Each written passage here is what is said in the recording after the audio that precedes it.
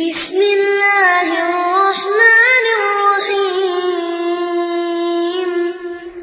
إذا جاء نصر الله والفتح ورأيت الناس يدخلون في دين الله أفواجا فسبح بحمد ربك واستغفره إنه كان توابا.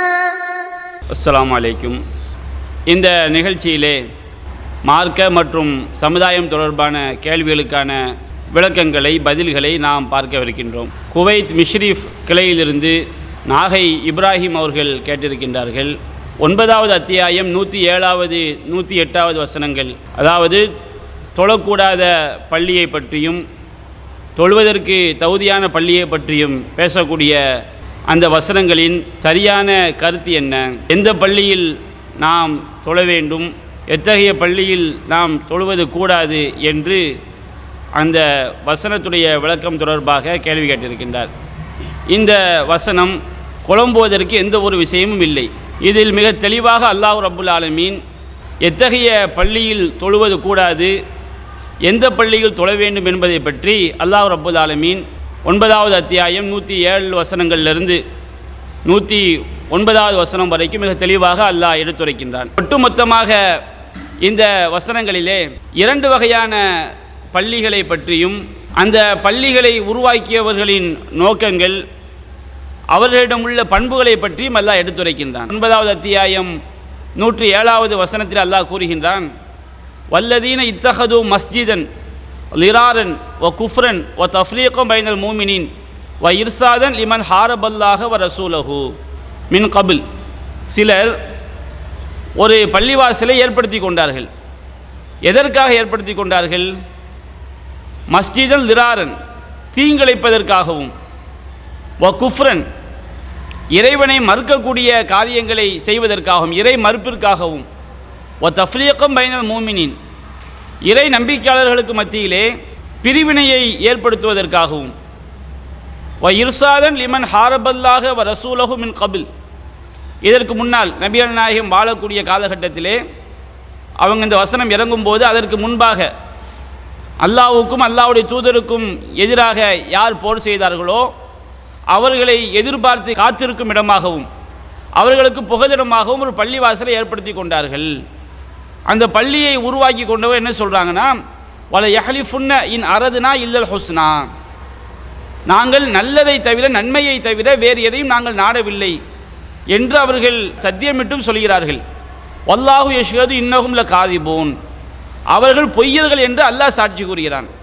அதாவது நபிகள் நாயகம் காலத்தில் ஒரு பிரிவினர் என்ன செய்கிறாங்கன்னா, ஒரு பள்ளிவாசலை ஏற்படுத்துகிறார்கள். அந்த பள்ளிவாசலை ஏற்படுத்தி அவங்க சத்தியம் பண்ணுறாங்க, நாங்கள் நல்ல விஷயத்துக்காக தான் நாங்கள் ஏற்படுத்தணும்னு சொல்லி. அல்லாஹ் சொல்லுகின்றான், அவங்க நல்ல விஷயத்துக்காக ஏற்படுத்தலை, அவங்க தீங்கிழைப்பதற்காகவும் இறை மறுப்பான காரியங்களை செய்வதற்காகவும் இறை நம்பிக்கையாளர்களுக்கு மத்தியிலே பிரிவினையை உண்டாக்குவதற்காகவும் அல்லாஹ் ரசூலுக்கு எதிராக யார் போர் செய்தார்களோ அவங்கள அவர்களுக்கு ஒரு புகலிடம், அவங்களை எதிர்பார்த்து காத்திருக்கும் இடமாகவும் அவங்க அந்த பள்ளியை உண்டாக்கியிருக்கிறாங்க. அந்த பள்ளியை உருவாக்கியவருடைய தன்மைகளை பற்றி, நோக்கங்களை பற்றி அல்லாஹ் குறிப்பிடுகின்றான். அப்போ இந்த நோக்கங்களுக்காக அவர்கள் அந்த பள்ளியை உருவாக்கி இருப்பதினால் லா தகும் ஃபீஹி அபதா, அந்த பள்ளிவாசலில் போய் நீங்கள் ஒருபோதும் நபியே நீங்கள் தொழுகைக்காக நிற்காதீர்கள். எந்த மாதிரி பள்ளியில் போய் தொழுகைக்காக நிற்க வேண்டும்? இன்னொரு சாரார் ஒரு பள்ளியை உண்டாக்கி இருக்கிறாங்க, அவங்களுடைய தன்மையை பற்றியும் அல்லாஹ் குறிப்பிடுகின்றான். முதலாவது சாரார் அவங்க ஒரு பள்ளியை உண்டாக்கி இருக்கிறாங்க, அவங்க என்னென்ன நோக்கத்திற்காக எத்தகைய தன்மை உடையவராக இருந்தார்கள் என்பதை பற்றி அல்லாஹ் குறிப்பிட்டு விட்டு அங்கு தொழக்கூடாது என்றும் அல்லாஹ் சொல்லிவிட்டு இன்னொரு சாராரை பற்றி குறிப்பிடுகின்றான். அவர்களும் ஒரு பள்ளியை உண்டாக்கி இருக்கின்றார்கள், அவங்களுடைய தன்மைகளை பற்றி அல்லாஹ் குறிப்பிடுகின்றான். அல்லாஹ் கூறுகின்றான், ல மஸ்ஜிதுன் உஸ்ஸிஸ அல தக்வா மின் அவ்வலி யௌமின் அஹக்கன் தகூம ஃபீஹி, ஆரம்ப நாளிலிருந்து இறையச்சத்தின் மீது அடித்தளமிடப்பட்ட பள்ளிதான் நீர் தொழுவதற்கு தகுதியான பள்ளி என்று அல்லாஹ் ரப்பல் ஆலமீன் கூறுகின்றான். இறையச்சத்தின் மீது அடித்தளமிடப்பட்ட பள்ளி என்றால் அதற்குரிய அடையாளம் என்ன, அதை எப்படி நாம் விளங்கிக் கொள்வது, அதையும் அல்லாஹ் சொல்லி காட்டுகின்றான். ஃபீஹி ரிஜாலுன் யுஹிப்பூன யத்தஹரு, அங்கே சுத்தத்தை விரும்பக்கூடிய மனிதர்கள் இருக்கிறார்கள். சுத்தம் என்று சொன்னால் அது உடல் சுத்தத்தையும் எடுத்துக்கொள்ளும். அடிப்படையாக தூய்மை என்று சொன்னால் அது ஏகத்துவ கொள்கையைத்தான் குறிக்கும். அல்லாஹ் சொல்கின்றான், அவுசான், நபியே சிலைகள் எனும் அசுத்தத்தை நீங்கள் விலகிக் கொள்வீராக என்று அல்லாஹ் சொல்லி காட்டுகின்றான். இணை வைப்பாளர்கள் அவர்கள் அசுத்தங்கள் என்னும் திருமறை குர்ஆன் குறிப்பிடுகிறது. அப்போ அல்லாஹ் ரப்புல் ஆலமீன் திருமறை குர்ஆனில் தௌஹீது கொள்கையை பரிசுத்தம் என்றும் இணை வைப்பை அசுத்தம் என்றும் அல்லாஹ் சொல்லி காட்டுகின்றான். அப்போ அல்லாஹ் ரப்புல் ஆலமீன் இன்னொரு சாலாவுடைய பள்ளியை பற்றி அல்லாஹ் சொல்லி காட்டுறான். இது மஸ்ஜிது நபவி என்றும் ஹதீஸ்களில் ஆதாரம் கிடைக்கிறது. ஒரு சில ஆதாரங்களில் மஸ்ஜிதுல் குபா என்றும் சொல்லப்படுது. எப்படி இருந்தாலும் இரண்டுமே இறையச்சத்தின் மீது அடித்தளமிடப்பட்ட பள்ளி தான், ஏகத்துவவாதிகளால் உருவாக்கப்பட்ட பள்ளி தான். அப்போ அந்த பள்ளியை பற்றி அல்லாஹ் சொல்லி காட்டுகின்றான், இறையச்சத்தின் மீது அடித்தளமிடப்பட்ட பள்ளி தான் நீ தொழுவதற்கு தகுதியான பள்ளி. அந்த இறையச்சத்தின் மீது அடித்தளமிடப்பட்டது என்பதற்குரிய அடையாளம் என்ன? ஃபீஹி ரிஜாலுன் யுஹிப்பூன யதஹரு, அங்கு சுத்தத்தை விரும்பக்கூடிய பரிசுத்த கொள்கையை விரும்பக்கூடிய மனிதர்கள் அங்கே இருப்பார்கள். வல்லாஹு யுஹிப்புல் முத்தஹரீன், அந்த பரிசுத்தவாதிகளை ஏகத்துவவாதிகளை அல்லாஹ் நேசிக்கின்றான் என்று அல்லாஹ் ரப்புல் ஆலமீன் குறிப்பிடுகின்றான். அப்போ முதலாவது ஒரு சாரார் கட்டிய பள்ளியை பற்றி அல்லாஹ் குறிப்பிட்டு விட்டு அவருடைய நோக்கங்களையும் பற்றி அல்லாஹ் குறிப்பிட்டு விட்டு அங்கே போய் தொழாதீங்க, எந்த மாதிரி மக்கள் எழுப்பிய பள்ளியில் போய் தொழ வேண்டும் என்பதை 108வது வசனத்தில் அல்லாஹ் தெளிவாக சொல்லி காட்டிவிட்டான். எந்த பள்ளிவாசல் இறையச்சத்தின் மீது அடித்தளமிடப்பட்ட பள்ளியோ, எங்கே இறையச்சத்தை ஏகத்துவத்தை விரும்பக்கூடிய மக்கள் இருப்பார்களோ அதுதான் தொழுவதற்கு தகுதியான பள்ளி என்று அல்லாஹ் ரப்புல் ஆலமீன் மிக தெளிவாக சந்தேகமில்லாமல் இந்த வசனங்களில் அல்லாஹ் தெளிவுபடுத்தி விட்டான். அப்போ இதில் முதலாவது சாரார் உருவாக்கிய பள்ளி அது தொழுவதற்கு தகுதியற்ற பள்ளி. அதில் 4 காரணம் இருந்தால் தான் தொழக்கூடாது, அல்ல 4 இல்லாமல் 3 இருந்தால் தொழலாம், கணக்கையெல்லாம் அல்லாஹ் என்ன செய்யலை, சொல்லி காட்டலை. இவங்க தீயவர்கள் கெட்ட நோக்கத்திற்காக என்ன செஞ்சுருக்கிறாங்க, இறை மறுப்பிற்காக, பிரிவினைக்காக, அல்லாஹ் ரசூலுக்கு எதிராக போரிட்டவர்களுக்கு அடைக்கலமாக ஒரு பள்ளியை உண்டாக்கியிருக்கிறாங்க. அப்போ அந்த இறை மறுப்பிற்காக உருவாக்கும் பொழுதே மற்ற எல்லாமே உள்ளே வந்துடும். தீங்கிழைக்கணும்னு ஒரு நோக்கத்தில் ஒரு பள்ளியை ஒருத்தன் உண்டாக்குறான், ஷிர்க்க போதிக்கணுங்கிற நோக்கத்தில் ஒரு பள்ளியை உண்டாக்குறான்னு சொன்னோம்னா அங்கே கண்டிப்பாக இந்த 4 விஷயங்களுமே சேர்ந்து வரத்தான் செய்யும். ஷிர்க்கு வந்துட்டாலே அங்கே 4 விஷயம் சேர்ந்து வந்துடும். அங்கே 3 இருந்தால் தொழலாம், 4 சேர்ந்து இருந்தால் தொழக்கூடாது, அப்படி அல்லாஹ் சொல்லவில்லை. இந்த மாதிரி பண்பு உடையவர்கள் இந்த மாதிரி காரணத்துக்கு ஒரு பள்ளியை உண்டாக்கி இருக்கிறாங்க, அங்கே போய் தொழாதீங்க. அடுத்து அல்லாஹ் என்ன செய்கின்றான், எத்தகைய பள்ளியை நாம் தொழ வேண்டும் என்று அடுத்த வருஷம் அதை தெளிவாக சொல்லி காட்டுகின்றான். இறையச்சத்தின் மீது அடித்தளமிடப்பட்ட பள்ளி தான் தொழுவதற்கு தகுதியான பள்ளி. அதற்குரிய அடையாளம் என்ன, அங்கே சுத்தத்தை விரும்பக்கூடிய மனிதர்கள் இருப்பார்கள். சுத்தம் என்றால் அது ஏகத்துவ கொள்கையை குறிக்கக்கூடியது. அதான் பல்வேறு வசனங்களில் அல்லாஹ் சொல்லி காட்டுகின்றான். மாக்கானது முஷ்ரிக்கின ஏமுரு மசாஜித் அல்லாஹ் ஷாஹிதீன் அலா அன்ஃபுஸிஹிம் பில் குஃபுர், இணை வைப்பவர்களுக்கு அல்லாஹ்வுடைய ஆலயங்களை நிர்வகிக்க தகுதி கிடையாது. அவங்களே இறை மறுப்புக்கு ஷிர்க்குக்கு சாட்சியாளராக இருக்கும்போது அவங்க எப்படி அல்லாஹ்வுடைய ஆலயங்களை நிர்வகிக்க முடியும் என்று அல்லாஹ் ரப்புல் ஆலமீன் சொல்லி காட்டுகின்றான். அப்போ அல்லாஹ் ரப்புல் ஆலமீன் தொழுவதற்கு தகுதியான பள்ளி என்பது ஏகத்துவ கொள்கையை போதிக்கக்கூடிய மக்கள் இருக்கக்கூடிய பள்ளி தான் தொழுவதற்கு தகுதியான பள்ளி. நாம் எந்த பள்ளியையுமே பிரித்து பார்க்க வேண்டிய அவசியம் இல்லை. அடிப்படையான தெளிவான விஷயம்தான். இறையச்சத்தின் மீது அடித்தளமிடப்பட்ட பள்ளி என்றால் சரியான அல்லாஹ்வை அஞ்ச வேண்டிய முறைப்படி அஞ்சக்கூடியவர்களுடைய அடிப்படை என்ன, அது ஏகத்துவம் தான். அப்போ எந்த பள்ளிவாசலில் ஏகத்துவம் போதிக்கப்படுகிறதோ, ஏகத்துவத்தை உண்மையிலேயே நேசித்து பிரச்சாரம் செய்யக்கூடிய மக்கள் இருக்கிறாங்களோ அதுதான் தொழுவதற்கு தகுதியான பள்ளி. இது கண்டுபிடிப்பதற்கு ரொம்ப சிரமம்லாம் என்ன செய்யாது, கிடையாது. மிக இலகுவாக அதை கண்டுபிடித்து விடலாம். ஒரு பள்ளியாசலில் தர்கா வழிபாட்டுக்கு அழைப்பிடப்படுகிறது, ஷிர்கான காரியங்கள் போதிக்கப்படுகிறது, நபிகள் நாயகத்துக்கு மறைவான ஞானம் இருக்கிறதுன்னு சொல்லப்படுகிறது, மௌலூது ஓதப்படுகிறது, இந்த மாதிரி தர்கா வழிபாடு அங்கே ஆதரித்து பேசப்படுகிறது. இப்படிலாம் பேசப்பட்டால் அவங்களுடைய அடிப்படை இறையச்சம் இல்லை. இறையச்சம் என்ற இறைவனை அஞ்ச வேண்டிய முறைப்படி அஞ்சுவது. இந்த மக்கா காஃபிர்களில் கூட அல்லாஹ்வை பயப்படக்கூடியவங்க இருக்க தான் செஞ்சாங்க. அதனால் அவங்களுடைய கொள்கை சரியான கொள்கை ஆயிருமா? அந்த பள்ளிவாசலில் ஏகத்துவம் அங்கே என்ன செய்யப்பட வேண்டும், போதிக்கப்பட வேண்டும். ஏகத்துவத்தை விரும்பக்கூடிய மக்கள் அங்கே இருக்க வேண்டும். அது தௌஹீத் ஜமாத் பள்ளியாகவும் இருக்கலாம், வேறு எந்த பள்ளியாகவும் இருக்கலாம். அந்த பள்ளிவாசலுடைய அடிப்படை ஏகத்துவத்தை போதிக்கக்கூடியதாக இருக்கணும். உண்மையிலேயே யாருடைய உள்ளத்தில் குர்ஆன் சுன்னாதான் அடிப்படை, ஏகத்துவத்தை தான் போதிக்க வேண்டும் என்ற எண்ணம் இருக்குதோ அவங்கள்ட்ட எந்த தன்மையுமே வராது. குஃப்ருக்காக அவங்க பள்ளி எழுப்ப மாட்டாங்க, அவங்க ஏகத்துவத்தை போதிக்கிறாங்களே. மூமின்களை மத்தியில் பிரிவினையை உண்டாக்க மாட்டாங்க. ஏன்னு சொன்னால் அவங்களுடைய அடிப்படையை தௌஹீத் அடிப்படையை ஒன்றுபடுத்த வேண்டும் என்பதாகத்தான் அங்கே இருக்கிறது. தௌஹீது உள்ளத்தில் பதிந்தவர்கள்ட்ட சின்ன சின்ன குறைகள் இருக்கலாமே தவிர அல்லாஹ் ரப்புல் ஆலமீன் கெட்ட நோக்கத்திற்குரியவர்கள் எந்த நோக்கத்திற்காக பள்ளியை உண்டாக்கினார்களோ அந்த நோக்கங்கள் அறவே இருக்காது. மனிதன் என்ற அடிப்படை சின்ன சின்ன பலவீனங்கள் என்ன செய்யலாம், இருக்கலாம். அப்போ எந்த பள்ளிவாசல் இறையச்சத்தின் மீது அடித்தளமிடப்பட்ட பள்ளியோ அதுதான் தொழுவதற்கு தகுதியான பள்ளி. அல்லாஹ் ரப்புல் ஆலமீன் முதலில் சில காரணங்களை சொல்லி அந்த மாதிரி பள்ளிகளில் போய் தொழாதீங்க, அங்கே 4 இருந்தால் தொழக்கூடாது, 3 இருந்தால் தொழலாம், 1 இருந்தால் அப்படி தான் அல்லாஹ் சொல்லலை. அந்த மாதிரி காரணத்துக்கு உண்டாக்கிறது அங்கே போய் தொழாதீங்க அல்லாஹ் தடுத்து விட்டு எங்கே நாம் தொழ வேண்டும் என்பதை அடுத்த வசனத்தில் தான் அல்லாஹ் என்ன செய்கின்றான், பேசுகின்றான். அந்த வசனம் தெளிவாக சொல்லிவிட்டது. எந்த பள்ளிவாசல் இறையச்சத்தின் மீது அடித்தளமிடப்பட்ட பள்ளியோ, இறையச்சத்தின் மீது அடித்தளமிடப்பட்ட பள்ளி என்றால் செங்கலுக்கும் சுவருக்கும் இறையச்சம் இருக்கான்னு கேட்கக்கூடாது. அல்லாஹ் ரப்புல் ஆலமீன் 2 பள்ளிகளையுமே செங்கல சுவரை பற்றி அல்லாஹ் பேசலை. அங்கே நிர்வாகம் செய்யக்கூடிய மக்கள் அந்த பள்ளிவாசலை எதற்காக எழுப்பினார்கள் என்ற நோக்கத்தை வைத்து அல்லாஹ் என்ன செய்கின்றான், பேசுகின்றான். அப்போ பள்ளிவாசல் இறையச்சத்தின் மீது அடித்தளமிடப்பட்டது என்று சொன்னால் அங்கே நிர்வாகம் செய்யக்கூடிய மக்கள் அந்த பள்ளியை உருவாக்கியவுடைய நோக்கங்கள் இதை பற்றி தான் அங்கே சொல்லப்படுகிறது. அப்போ இறையச்சத்தின் முதலாவது அடிப்படையே ஏகத்துவ கொள்கை தான். அப்போ ஏகத்துவ கொள்கையை போதிப்பதற்காக ஒரு பள்ளி உருவாக்கப்பட்டால் அங்கே வேறு காரணங்கள் இருக்காது. மனிதன் என்ற அடிப்படையில் சில தவறுகள் ஏற்படலாமே தவிர மற்ற காரணங்கள் என்ன செய்யாது, அங்கே இருக்காது. அதனால் இதுதான் அடிப்படை. ஒரு பள்ளிவாசி நாம் தொழுவதற்கு தகுதியான பள்ளி என்று சொன்னால் அங்கே ஏகத்துவ கொள்கை அடிப்படையாக என்ன செய்யப்பட வேண்டும், போதிக்கப்பட வேண்டும். அந்த பள்ளியிலே தொழக்கூடிய மக்கள் ஏகத்துவத்தை விரும்பக்கூடிய மக்களாக இருக்க வேண்டும், ஷிர்க்கை எதிர்க்கக்கூடிய மக்களாக இருக்க வேண்டும். இதைத்தான் அல்லாஹ் கூறுகின்றான், அன்னல் மசாஜித லில்லாஹ், பள்ளிவாசல்கள் அல்லாஹ்வுக்குரியவை, அல்லாஹ்வுக்காகத்தான் உருவாக்கப்பட வேண்டும். அதனுடைய அடையாளம் என்ன, ஃபலா ததுஉ மா அல்லாஹ் அஹதா, அல்லாஹ்வோடு வேறு யாரையும் என்ன செய்யாதீர்கள், அழைக்காதீர்கள். இதுதான் பள்ளிவாசல் உருவாக்கப்பட்ட அடிப்படை. அப்படி உருவாக்கப்பட்ட பள்ளிகள் தான் ஏகத்துவத்தின் மீது அதாவது இறையச்சத்தின் மீது அடித்தளமிடப்பட்ட பள்ளிகள். அத்தகைய பள்ளிகள் தான் தொழுவதற்கு தகுதியான பள்ளி. அதனால் எந்த ஒரு பள்ளியையும் இது தொழுவதற்கு தகுதி இல்லை அப்படி சொல்லாமல் எங்கேயெல்லாம் ஏகத்துவம் ஒலிக்கப்படுகிறதோ, ஏகத்துவத்தை விரும்பக்கூடிய மக்கள் இருக்கிறார்களோ, ஷிர்கான காரியங்களுக்கு எதிராக பிரச்சாரம் செய்யப்படுகிறதோ அது எல்லாம் தொழுவதற்கு தகுதியான பள்ளிகள் தான்.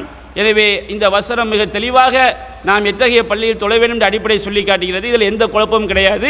இதை நாம் என்ன செஞ்சுக்கலாம், இந்த வசனத்தை நாம் எடுத்து படிக்கும் பொழுதே சிந்திக்கும் பொழுதே அந்த கருத்தை நாம் என்ன செய்யலாம், தெளிவாக விளங்கிக் கொள்ளலாம். இதுதான் இந்த வசனத்துடைய சரியான கருத்து. குவைத் குர்துபா கிளையிலிருந்து அப்துல் ரஹ்மான் அவர்கள் கேட்டிருக்கிறாங்க, மதுஹபை சார்ந்தவர்கள் தக்பீர் கட்டியவுடன் சுபானக அல்லாஹும்ம தபாரக அஸ்முக வ தஆலா ஜத்துக வலா இலாஹ கைருக அப்படிங்கிற மாதிரி ஒரு துவா ஓதுறாங்க.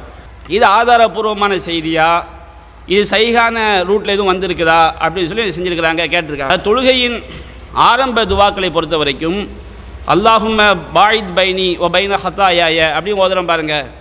இது சஹீஹான அறிவிப்பாளர்கள் வழியாக அறிவிக்கப்பட்ட சஹீஹான செய்தி. இதை நாம் போதிக்கொள்ளலாம்.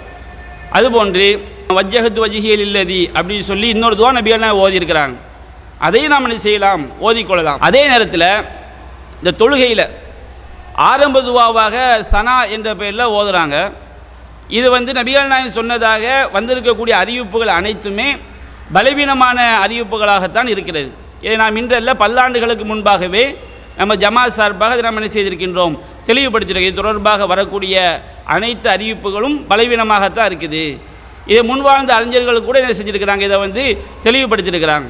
ஆனால் முன்வாழ்ந்த அறிஞர்களில் ஒரு சிலர் என்ன சொல்கிறாங்கன்னா, அதாவது சுபானக அல்லாஹும்ம தபாரக அஸ்முக வ தஆலா ஜத்துக வலா இலாஹ கைருக அப்படின்னு ஓதக்கூடிய இந்த சனா இருக்குது பாருங்கள், இது திருமிதியில் இடம்பெற்றிருக்கக்கூடிய அறிவிப்பு. அதை குறிப்பிட்ட அறிவிப்பாளர் அலி இப்னு அலி அர் ரிஃபாயி அப்படிங்கிற ஒரு அறிவிப்பாளர் அபூ சயீதுல் குத்ரி ரலியல்லாஹு அன்ஹு அவங்க என்ன செய்கிறாங்க, நபியான சொன்னதாக அறிவிப்பதாக வரக்கூடிய இந்த அறிவிப்பு இது சஹீஹானது, இதில் உள்ள அறிவிப்பாளர்கள் எல்லோருமே நம்பகமானவர்கள் அப்படின்னு செஞ்சுருக்கிறாங்க. முன் சென்ற அறிஞர்கள் ஒரு சிலர் சொல்லியிருக்கிறாங்க. ஆனால் நாம் ஆய்வு செய்து பார்க்கும்போது இந்த மாதிரி இந்த குறிப்பிட்ட ஒரு செய்தி, அதாவது இந்த சனா தொடர்பாக ஆயிஷா வழியாக இப்னு மசூத் வழியாகவெல்லாம் அறிவிக்கப்பட்டிருக்கு. அது எல்லாமே பலவீனமானது, எந்த ஒன்றுமே ஆதாரத்திற்கு தகுதியானதல்ல.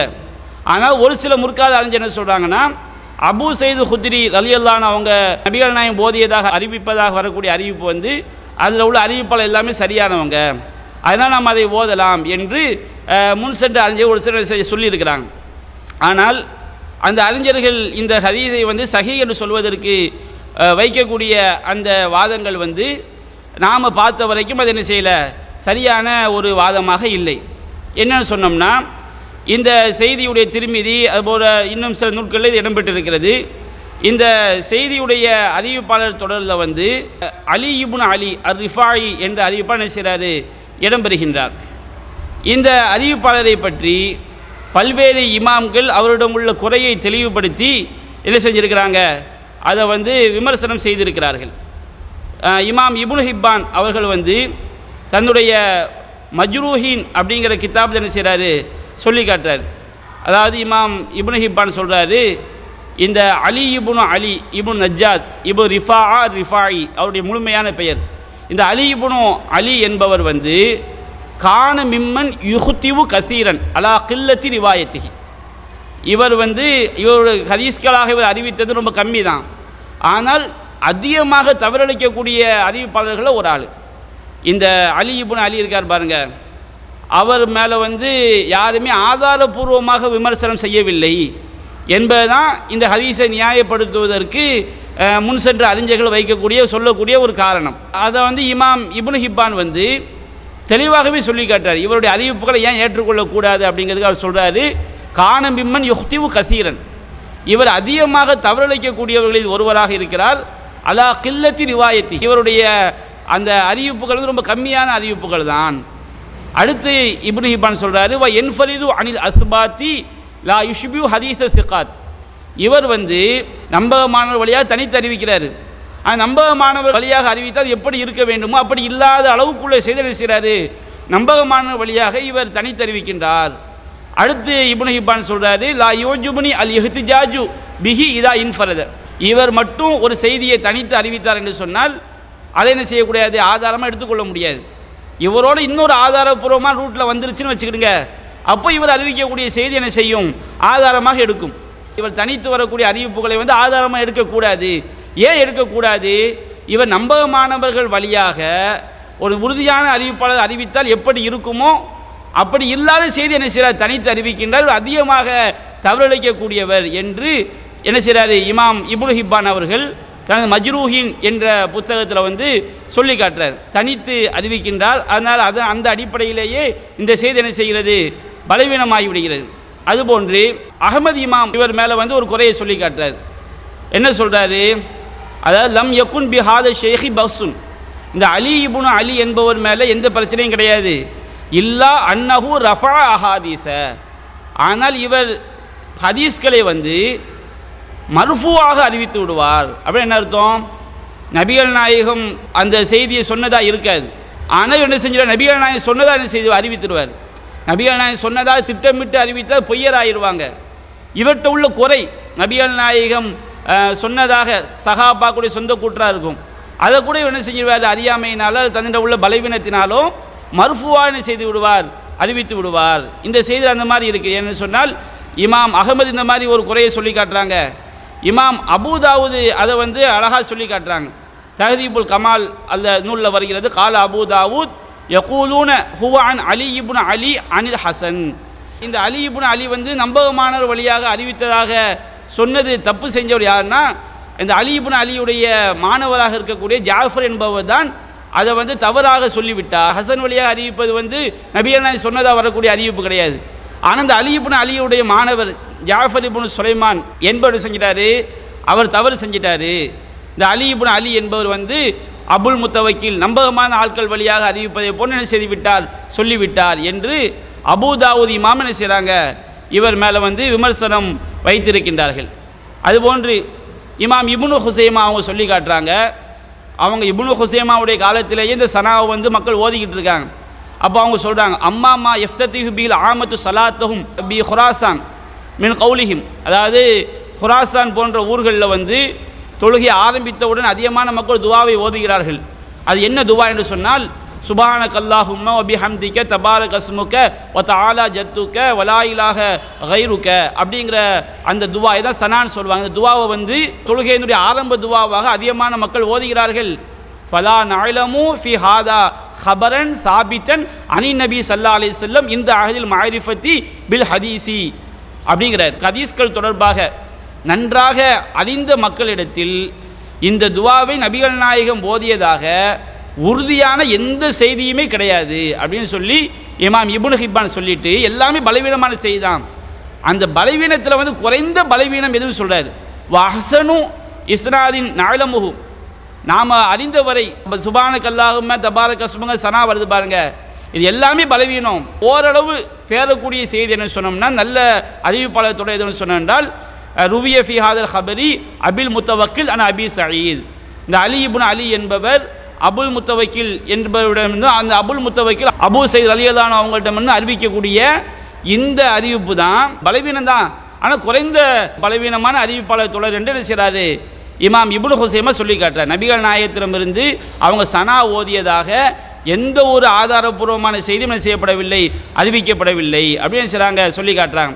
அது மாதிரி இந்த செய்தியை பதிவு செய்த இமாம் திர்மிதி அவர்களே என்ன செய்கிறாங்க, இந்த ஹதீஸு சஹீஹ் இல்லை என்று சொல்லியிருக்கின்றார். அதுபோன்று அஹ்மது இப்னு ஹம்பல் அவர்களும் இந்த ஹதீஸ் யஸீஹு ஹாதல் ஹதீஸ், இந்த ஹதீஸ் வந்து சஹீஹானது இல்லை என்று சொல்லியிருக்கின்றார்கள். அதுபோன்று இமாம் புகாரி அவர்களும் ஜாஃபர் இப்னு சுலைமான் அல்-லபுஇ என்பவரை வந்து யுஹாலிஃபு ஃபி பாதி ஹதீஸிஹி, இவர் வந்து சில ஹதீஸ்களில் வந்து முரண்பட்டு செய்கின்றார், அறிவிக்கின்றார் அப்படி புகாரி இமாம் அவர்களும் செஞ்சிருக்கிறாங்க, விமர்சனம் செய்திருக்கின்றார்கள். அப்போ இந்த சனா என்ற செய்தி வந்து அதில் அலி இப்னு அலி என்ற அறிவிப்பாளர் இடம்பெற்றிருக்கின்றார். இவரை வந்து இப்னு ஹிப்பான் அவர்கள் இவர் அதிகமாக தவறளிக்கக்கூடியவர், இவர் வந்து நம்பகமானவர்கள் வழியாக நம்பகமானவங்க அறிவித்தால் எப்படி இருக்குமோ அந்த தரத்தில் இல்லாத செய்தி சில அறிவிக்கிறாரு. இவர் தனித்து அறிவிக்கும் போது என்ன செய்ய முடியாது, ஆதாரமாக ஏற்றுக்கொள்வதை நான் விரும்பவில்லை அப்படின்னு சொல்லியிருக்கிறார். அது மாதிரி இமாம் அபூ தாவூத் அவங்களும் என்ன செஞ்சுருக்கிறாங்க, இது ஹசன் வழியாக அலி இப்னு அலி என்பவர் அறிவித்த செய்தியை வந்து ஜாஃபர் இப்னு சுலைமான் என்பவர் என்ன செஞ்சிட்டாரு, அவர் மாற்றி அறிவிச்சிட்டாரு, அவர் தவறு செய்து விட்டார் அப்படின்னு சொல்கிறாங்க. இமாம் புகாரி அவர்களும் ஜாஃபர் இப்னு சுலைமான் என்பவரை பற்றி அவர் யுஹாலிஃபு ஃபி பாதி ஹதீஸிஹி, தன்னுடைய ஹதீஸ்களில் சில இடங்களில் என்ன செய்வார், முரண்பட்டு அறிவிப்பான்னு சொல்கிறாங்க. இமாம் அஹமது இந்த ஹதீஸ் சஹீஹானது இல்லைன்னு சொல்கிறாங்க. யஹ்யல் கத்தான் இவர் என்ன செய்கிறாங்க, பலவீனம் சொல்லியிருக்கிறாங்க. இந்த மாதிரி ஒட்டுமொத்த செய்தியை வைத்து பார்க்கும் பொழுது இந்த அலி இப்னு அலி என்பவர் மீதுள்ள குறை என்பது பலவீனமானவர் என்பதற்குரிய காரணங்களோடு முன்வைக்கப்பட்ட குறைதான். எனவே நாம் ஏற்கனவே சொன்ன அடிப்படையில் இந்த சனா தொடர்பாக ஆதாரபூர்வமான எந்த ஒரு அறிவிப்பும் இல்லை என்பதுதான் நாம் பார்த்த வரைக்கும் சரியாக செய்கிறது தெரிகிறது. அல்லாஹ் அலம். குவைத் மண்டலம் ஹத்தீன் கலையிலிருந்து மீரான் ஜாசர் அவங்க கேட்டிருக்காங்க, வளைகுடா நாடுகளில் வந்து இந்த கொரோனா வைரஸ் அச்சுறுத்தலின் காரணமாக நிறைய பேர் என்ன செய்கிறாங்க, வீட்டிலேயே என்ன செய்ய தனியாக தொழுகின்றார்கள். பள்ளிவாசலில் தொழுகை நடக்குது, சிலர் என்ன செய்கிறாங்க, இந்த கொரோனா நோய் தனக்கு வந்துருமோன்னு பயந்து என்ன செய்கிறாங்க, வீட்டில் தொழுகிறாங்க.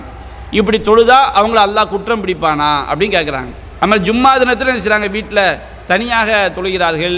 பள்ளிவாசலில் தொழுகை நடக்கும்போது அதில் கலந்து கொள்ளாமல் வீட்டில் தனியாக லுகரை தொழுதா ஜும்மாவை தவற விட்ட பாவத்திற்கு ஆளாக நேரிடுமா அப்படின்னு செய்கிறாங்க, கேட்குறாங்க. பொதுவாக நம்முடைய மார்க்கத்தை பொறுத்த வரைக்கும் நம்ம வந்து பள்ளிவாசலில் தான் ஜமாத்தாக ஐங்கால தொழுகை நிறைவேற்ற வேண்டும். இதற்கு ஏராளமான ஆதாரங்கள் என்ன செய்கிறது, ஹதீஸ்களில் வந்து சொல்லப்பட்டு இருக்கிறது. அதே நேரத்தில் தகுந்த காரணம் இருக்கும் என்று சொன்னால் நம்ம வீட்டிலையோ பூமியில் தொழுவதற்கு அனுமதிக்கப்பட்ட எந்த இடத்திலுமோ நாம் தொழுது கொள்வது என்ன கிடையாது, அது தவறு கிடையாது. ஏன்னா நபிகள் நாயகம் தெளிவாக சொல்லிட்டாங்க, ஒ ஜுஇலத்திலியல் அர்து மஸ்ஜிதம் ஒ தஹூரா, எனக்கு பூமி முழுவதும் தொழுமிடமாகவும் தூய்மை செய்யும் இடமாகவும் ஆக்கப்பட்டிருக்கிறது. புகாரில் 335வது செய்தி. ஃபையுமா ரஜுலிமின் உம்மத்தி அதரக்கத்து சலாத்து ஃபல் எதிரி, என்னுடைய உம்மத்தில் எந்த மனிதராக இருந்தாலும் ஒரு இடத்துல இருக்கும்போது தொழுகை அவர் அடைந்து விட்டால் அவர் தொழுது கொள்ளட்டும். பூமியில் வந்து பூமி முழுவதும் நமக்கு தொழுமிடமாக அல்லாஹ் செய்திருக்கின்றான், அனுமதித்திருக்கின்றான். பூமி முழுவதும் தொழுமிடம் நமக்கு பள்ளிவாசல் ஆக்கப்பட்டிருந்தா என்ன அர்த்தம், இது நிர்பந்த நேரத்தில் உள்ள சட்டம் தான். பூமி முழுவதும் தொழுமிடமாக ஆக்கப்பட்டிருக்கிறது என்பது வந்து எல்லா காலங்களிலும் எங்கே தான் தொழுது கொள்ளலாம் என்று அடிப்படை சொல்லப்பட்டதல்ல. ஏன்னு சொன்னால் நபியான சொல்லக்கூடிய வாசகத்தை பாருங்கள், ஜுஇலத்திலியல் அர்து மஸ்ஜிதும் ஒ தஹூரா, பூமி முழுவதும் எனக்கு தொழுமிடமாகவும் தூய்மை செய்யும் இடம். தூய்மை செய்யும் இடம் என்று சொன்னால் தயமம் பண்ணுறது. தயமம் நாம் எப்போ செய்வோம், நம்ம நோயாளியாக இருந்தால், தண்ணியை பயன்படுத்த முடியாத ஒரு சூழல் இருந்தால், தண்ணி கிடைக்காவிட்டால் நிர்பந்தமான சூழல்களை நம்ம தயமம் செய்வோம். நல்லா ஆரோக்கியமாக இருக்கும்போது தண்ணி கிடைக்கும்போது தயமம் செஞ்சால் அது வந்து மார்க்கத்தில் அனுமதிக்கப்பட்டதல்ல. நம்ம நிர்பந்த சூழல்களில் இருக்கும்பொழுது தான் நமக்கு தயமம் செய்வது என்ன செய்யப்பட்டிருக்கு, அனுமதிக்கப்பட்டிருக்கிறது. அப்போ பூமி முழுவதும் நமக்கு தூய்மை செய்யும் இடமாக ஆக்கப்பட்டிருக்கிறது அப்படின்னு சொன்னோம்னா தண்ணி கிடைக்காத நேரத்தில் நம்ம என்ன செய்திகள்லாம் பூமியில் மண்ணில் அடித்து நம்ம தயமம் செய்து கொள்ளலாம். அது நிர்பந்த சூழலுக்குள்ள சட்டம். அதுபோன்று தான் பூமி முழுவதும் தொழுமிடமாக ஆக்கப்பட்டு இருக்கிறது. நபிகள் நாயகம் சொல்கிறாங்கன்னா, நிர்பந்த சூழல், பள்ளிவாசலுக்கு போக முடியாத ஒரு சூழல், உண்மையிலேயே ஒருத்தன் பயப்படுறான், நமக்கு நோய் தாக்கிடுமோன்னு ஒருவனுடைய உள்ளத்தில் உண்மையான பயம் இருக்கும்போது அவங்க பள்ளிக்கு செல்லாமல் வீட்டில் தொழுவதினால் நிச்சயமாக அதை அல்லாஹ் என்ன செய்ய மாட்டான், குற்றம் பிடிக்க மாட்டான். தகுந்த காரணம் இல்லாமல் வீட்டில் தொழும்போது அது என்ன செய்யப்படும், குற்றம் பிடிக்கப்படும். அப்போ நம்ம வீட்டில் தொழுது கொள்ளலாம் என்பதற்கு இந்த ஒரு செய்தி நமக்கு என்ன செய்யுது, தெளிவான ஆதாரமாக இருக்குது. நாம் இதற்கு முன்பாக பல்வேறு கேள்விப்பட்ட நிகழ்ச்சிகளில் வீட்டில் தொழுது கொள்ளலாம், நிர்பந்த சூழல்களில் தகுந்த காரணம் இருக்கும் பொழுது வீடுகள் நம்ம தொழுது கொள்ளலாம் என்பதை நாம் பல ஹதீஸ்கள் மூலமாக சொல்லியிருக்கிறோம். முஸ்லீமில் 1240வது செய்தியாக பதிவு செய்யப்பட்டிருக்கிறது. கடுமையான குளிர்மிக்க மழை பொழியக்கூடிய இரவுகளில் நபிகள் நாயகம் ஸல்லல்லாஹு அலைஹி வஸல்லம் செஞ்சுருக்கிறாங்க, அலா சல்லூ ஃபீ ரிஹாலிக்கும், நீங்கள் உங்களுடைய இருப்பிடங்களில் இருக்கக்கூடிய இடங்களை நீங்கள் தொழுது கொள்ளுங்கள் அப்படின்னு செஞ்சுருக்கிறாங்க, சொல்லியிருக்கிறாங்க. அப்போ அந்த நிர்பந்த சூழல் வரும்போது நம்ம வீடுகளில் தொழுது கொள்ளலாம். தகுந்த காரணம் இருக்கிறதா இல்லையா, நாளைக்கு நம்ம அல்லாஹ்ட்ட போய் அந்த காரணத்தை சொல்லும்போது அது சரியான காரணமாக இருக்குமா என்பதை நாம் சிந்தித்து பார்த்து அந்த காரணத்திற்காக ஒருவன் வீட்டில் தொழுதா என்ன கிடையாது, அது குற்றம் கிடையாது. நபிகள் நாயகம் ஸல்லல்லாஹு அலைஹி வஸல்லம் அவங்க நோய்வாய்ப்பட்டிருக்கும் போது பல நாட்களை செஞ்சுருக்கிறாங்க. அவங்க வீடுகளிலேயே ஃபர்தான தொழுகை, ஐங்கால தொழுகை அவங்க தொழுது இருக்கிறாங்க. சஹாபாக்களுக்கும் ஜமாத்தா கூட என்ன செஞ்சுருக்காங்க, நடத்தியிருக்கிறாங்க. சஹீஹுல் புகாரியில் 378வது செய்தியாக என்ன செய்யப்பட்டிருக்கு, பதிவு செய்யப்பட்டிருக்கு. நபிகள் நாயகம் ஸல்லல்லாஹு அலைஹி வஸல்லம் என்ன செஞ்சிடறாங்க, அவங்க தன்னுடைய குதிரையிலேருந்து கீழே விழுந்து அவங்களுடைய காலில் அடிபட்டது. அப்போ அந்த நேரத்தில் தான் மனைவிமார்களை ஈலா பண்ணுறாங்க, நான் 1 மாதம் மனைவிமார்களை நெருங்க மாட்டேன் சத்தியம் பண்ணுறாங்க. அப்போ நபிகள் நாயகம் ஸல்லல்லாஹு அலைஹி வஸல்லம் தன்னுடைய வீட்டினுடைய பலன் மேலே என்ன செய்கிறாங்க, ஏறி அமர்ந்து கொள்கிறாங்க. அது பேரிச்சம் ஓலையினால வீட்டுக்கு நம்ம மாடி கட்டுற மாதிரி அவங்க வீட்டில் பலன் வைத்திருந்தார்கள். அந்த பலனில் அவங்க என்ன செஞ்சுருந்தாங்க, தங்கியிருந்தாங்க. அதில் தான் தொழுகை நிலைநாட்டினாங்க. சஹாபாக்கள் நபிகள் நாயகத்தை நலம் விசாரிக்க வரும்போது நபிகள் நாயகம் அந்த பலனை உட்கார்ந்து கொண்டே சஹாபாக்கள் வீட்டில் உட்கார்ந்து கொண்டு அவங்களுக்கு என்ன செஞ்சுருக்கிறாங்க, ஃபர்தான தொழுகை நடத்தியிருக்கிறாங்க. ஃபஸல்லா பிஹிம் ஜாலிசன், நபிகள் நாயகத்தை சஹாபாக்கள் நலம் விசாரிக்க வரும்போது ரசூல் ஸல்லல்லாஹு அலைஹி வஸல்லம் அவங்க உட்கார்ந்த நிலையில் சஹாபாக்கள் நின்ற நிலையில் அவங்க தொழுகை நடத்தினாங்க. தொழுது முடித்தவுடனே இமாம் உட்கார்ந்து தொழுதால் நீங்களும் உட்கார்ந்து தொழுங்க அப்படிங்கிற சட்டத்தை அவங்களுக்கு என்ன செஞ்சுருக்கிறாங்க, சொல்லியிருக்கிறாங்கிற செய்தியை பார்க்குறோம். இந்த ஹதீஸு சஹீஹுல் புகாரி என்ன செய்யப்பட்டிருக்கு, 378வது செய்தியாக பதிவு செய்யப்பட்டு. அதே மாதிரி நபிகள் நாயகம் காலத்தில் இத்பான் இப்னு மாலிக்னு நபி தோழர், அவங்க கண் தெரியாத நபி தோழராக இருந்தாங்க. மழை வெள்ள காலங்களில் அவங்க பள்ளிக்கு வர முடியாமல் இருக்கும்போது நபிகள் நாயகத்தை கோரிக்கை வைக்கிறாங்க, அல்லாஹ்வின் தூதரே நீங்கள் என்னுடைய வீட்டில் ஒரு இடத்த நீங்கள் தொழுங்க, அதே நான் செஞ்சுக்கிறேன், எனக்குரிய பள்ளியாக எடுத்துக்கொள்கின்றேன். சல்லைத்த ஃபி பைத்தி மக்கான், என்னுடைய வீட்டில் ஒரு பகுதியில் நீங்கள் தொழுதால் ஹத்தா அத்தஹிதஹு மஸ்ஜிதன், நான் அதை பள்ளிவாசலாக எடுத்துக்கொள்வேன். அப்போ ஒரு தகுந்த காரணம் இருக்கும்போது வீட்டிலேயே நாம் ஒரு இடத்தை பள்ளியாக உருவாக்கி கொண்டு ஐங்கால தொழுகையை தொழலாம் என்பதை இந்த செய்தியிலிருந்து அறிந்து கொள்ள முடிகிறது. இது சஹீஹுல் புகாரியில் 840வது செய்தியான செய்யப்பட்டிருக்கு, பதிவு செய்யப்பட்டிருக்கிறது. அதே மாதிரி ஜும்மா தொழுகையை கூட பள்ளி அல்லாத இடங்களில் என்ன செஞ்சுருக்கிறாங்க, நிறைவேற்றியிருக்கிறாங்க. மதீனாவில் நபிகள் நாயகம் மதீனாவுக்கு ஹிஜ்ரத் பண்ணி வருவதற்கு முன்பாக ஜும்மா தொழுகை திடலில் தான் என்ன செஞ்சுருக்கு, நடந்திருக்கு. அது நம்ம ஹதீஸ்களில் பார்க்குறோம். அபூதாவுதில் 1071வது செய்தியாக பதிவு செய்யப்பட்டிருக்கு. ஜும்மாவுடைய பாங்கை கேட்கும் பொழுது கஅப் இப்னு மாலிக் ரலியல்லாஹு அன்ஹு என்ன செய்வாங்க, அஸாத் இப்னு சுராராவுக்காக அல்லாஹ்ட்ட துஆ செய்வாங்க. அது காரணம் சொல்கிறாங்க, லி அன்னஹு அவ்வளு மன் ஜம்மஅ பினா ஃபி ஹஸ்மின் நபீத் மின் ஹர்ரா பனி பயாலா ஃபி நகீஇன், பனி பயாலா கோத்திரத்துக்குரிய கருங்கல் பாறைகள் நிறைந்த தண்ணீர் சூழ்ந்துள்ள சுத்துக்கு தண்ணி உள்ள ஒரு இடத்துல அவர் முதலாக எங்களுக்கு ஜும்மா தொழுகை செய்தார், நடத்தினார் அப்படின்னு சொல்லி என்ன செய்கிற ஹதீஸ்களில் பதிவு செய்யப்பட்டு. அப்போ ஜும்மா தொழுகை பள்ளிவாசல் இல்லை அல்லது இல்லாத ஒரு காலகட்டத்தில் அது பள்ளிக்கு போக முடியாத சூழலில் பள்ளி அல்லாத இடங்கள் நம்ம செய்து கொள்ளலாம், ஜும்மாவை நிறைவேற்றி கொள்ளலாம் என்ற செய்தி நம்ம இதன் மூலம் பார்க்க முடியுது. அப்போ தகுந்த காரணம் இருக்கும் பொழுது, கொரோனா நோய் என்பது அது ஒரு தகுந்த காரணம்தான். உண்மையிலே ஒரு ஆள் பயப்படுறாரு, நோயாளியாக இருக்கிறாரு, நம்ம பள்ளிக்கு போனால் நமக்கு நோய் தொத்திக்கொள்ளும், நமக்கு நோய் வந்துடும் அப்படின்னு பயந்தாருன்னா பயம் நீங்கும் வரை காரணங்கள் நீங்கவில்லை, மக்கள் பாதிக்கப்பட்டு கொண்டு தான் இருக்கிறார்கள். அப்போ அதை ஒரு வயோதிகர்கள், சுகர் நோய், சர்க்கரை வியாதி உள்ளவங்க, கிட்னி பேஷண்ட்டு, அது மாதிரி ஏதாவது ஆப்ரேஷன் பண்ணவங்கள்லாம் நோய் வந்தால் அதிகமான மக்கள் என்ன செஞ்சிடறாங்க, மரணித்து விடுகிறார்கள் என்ற செய்தியை நம்ம பார்க்கிறோம். அதனால் தகுந்த காரணம் இருக்கும்போது அவங்க ஐங்கால தொழுகை வீட்டில் தொழுதாலும் ஜும்மா தொழுகையை வீட்டில் ஜமாத்தா நடத்தினாலும் சரி, தனியாக இருக்கும்போது உஹரா தொழுதாலும் சரி, என்ன செய்யாது, அது மார்க்க அடிப்படையில் குற்றம் கிடையாது. அந்த பயம் நீங்கக்கூடிய அளவு காலகட்டம் வரைக்கும் அவங்க என்ன செய்யலாம், தாராளமாக தொழுது கொள்ளலாம். இது அவங்க நாட்டு சூழல், ஊர், அவங்களுடைய உடல்நிலை, அதை பொறுத்து அவங்க முடிவெடுக்கக்கூடிய விஷயம். அதனால் அது தகுந்த காரணம் இருக்கும்போது அல்லாஹ் என்ன செய்ய மாட்டான், அதை குற்றமாக எடுக்க மாட்டான் என்பதை இந்த ஆதாரங்கள் மூலமாக நம்ம தெளிவாக விளங்கி கொள்ள முடிகிறது. குவைத் மண்டலம் ஜஹ்ரா கிளையிலிருந்து அப்துல் ரஹீம் அவங்க கேட்டிருக்கிறாங்க, திருமணத்தை எளிமையாக நடத்தணும் அப்படின்னு ஹதீஸில் இருக்குது. ஆனால் நாம் மாநாடு நடத்தும் போது இந்த ஹதீஸை காரணம் காட்டாமல் நீங்கள் சொந்த விளக்கம் சொல்கிறீங்க, நம்ம சமுதாயம் வறுமையில் இருக்கிறது, இப்படி கோடிக்கணக்கு செலவு பண்ணி வீண் விரயம் செய்வது நியாயமா அப்படின்னு செய்கிறாங்க, கேள்வி கேட்டிருக்கிறாங்க. திருமணத்தை எளிமையாக நடத்த வேண்டும் என்று நபிகள் நாயகம் ஸல்லல்லாஹு அலைஹி வஸல்லம் என்ன செஞ்சுருக்கிறாங்க, உத்தரவிட்டிருக்காங்க.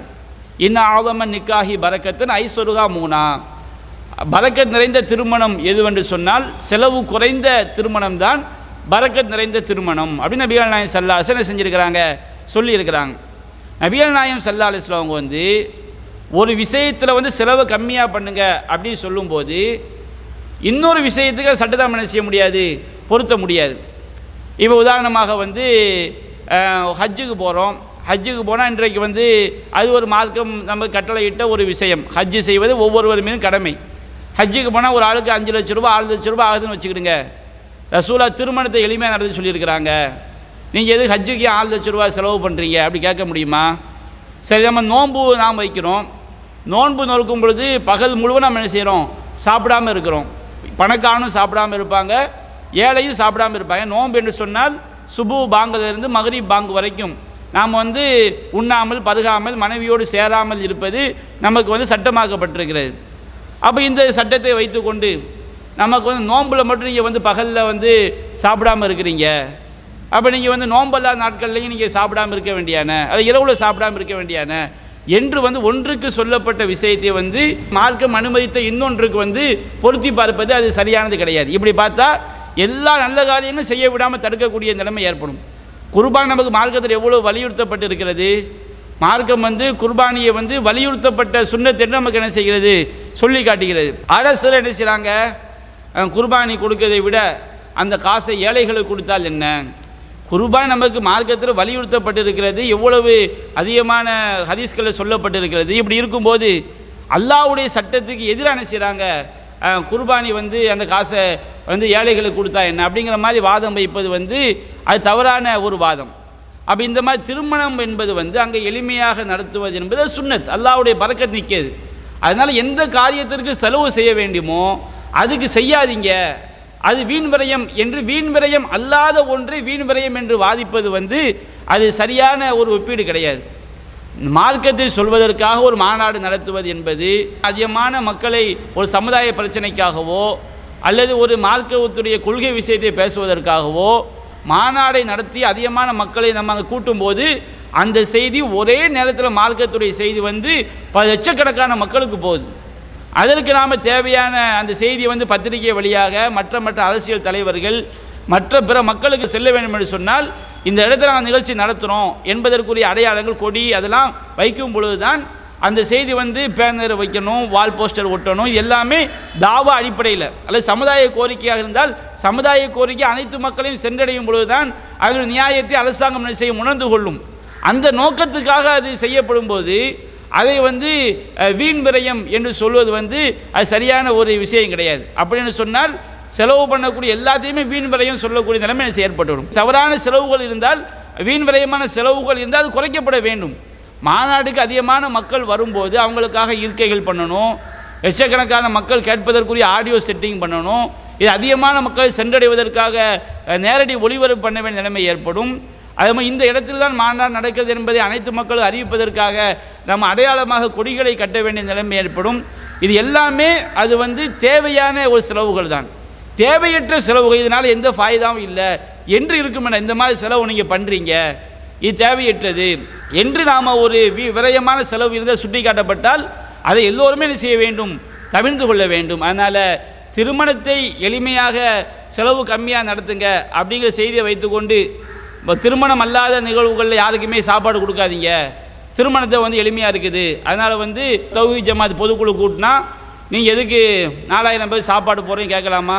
அப்போ பொதுக்குழுக்கு வரக்கூடிய மக்கள் வந்து பசியோடையாக போவாங்க. பொதுக்குழுக்கு வரக்கூடிய மக்கள் 4000 பேர் வந்து அவங்க சாப்பாடு கொடுக்கணுமே. திருமணத்தில் வந்து கம்மியான ஆளையும் நம்ம கூப்பிடணும், செலவு கம்மியாக அங்கே பண்ணணும். அந்த அதுதான் அங்கே பரக்கத்து நம்ம சொல்லப்பட்டிருக்கு. நோன்பு நோக்கும்போது நம்ம சாப்பிடாமல் இருப்பது நமக்கு கடமையாக என்ன செய்யப்பட்டிருக்கு, ஆக்கப்பட்டிருக்கிறது.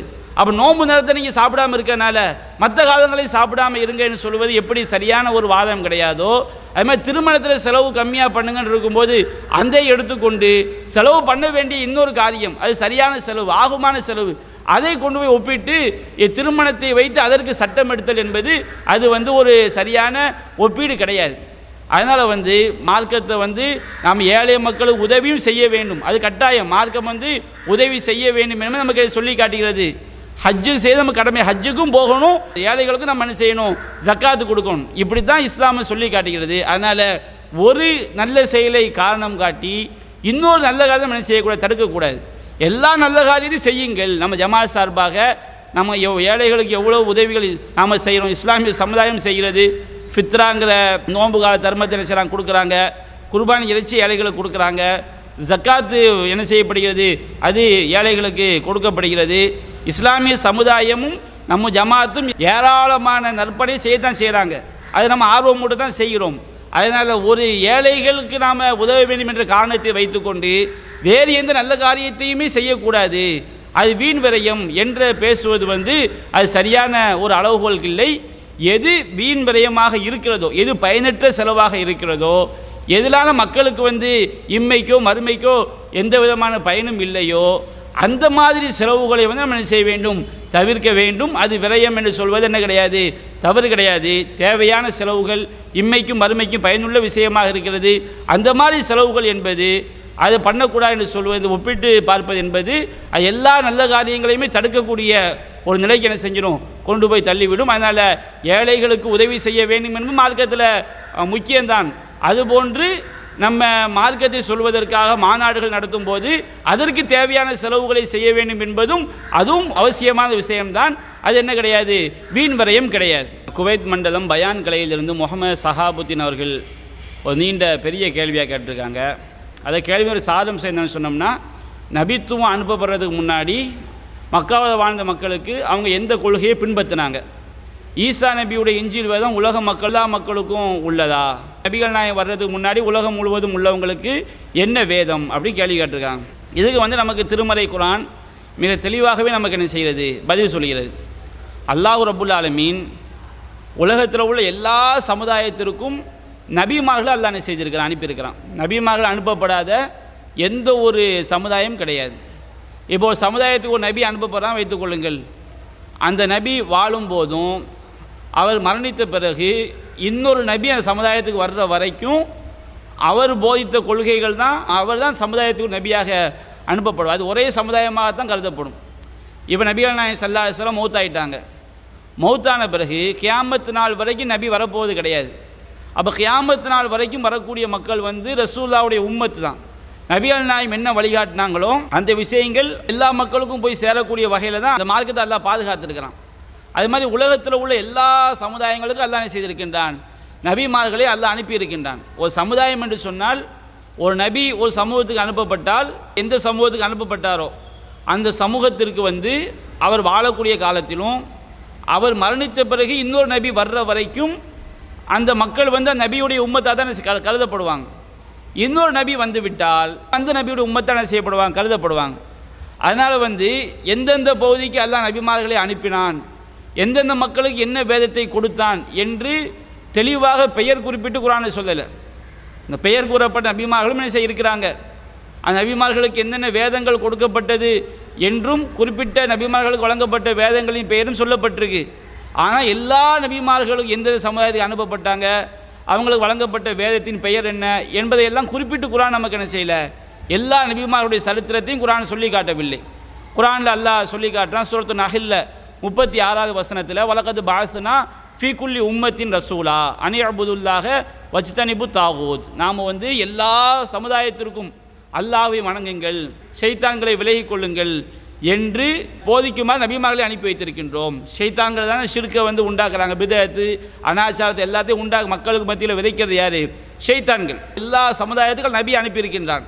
நீங்கள் அல்லாஹ்வை வணங்குங்க, ஷைத்தான்களை விட்டு என்ன செஞ்சுக்கிடுங்க, தப்பான கொள்கைகளை விட்டும் ஷிர்கான காரியங்களை விட்டும் விலகி கொள்ளுங்கள் என்று போதிப்பதற்கு எல்லா சமுதாயத்துக்கும் ஒவ்வொரு சமுதாயத்திற்கும் நான் நபிமார்களை அனுப்பியிருக்கின்றோம் என்று அல்லாஹ் சொல்லி காட்டுகின்றான்.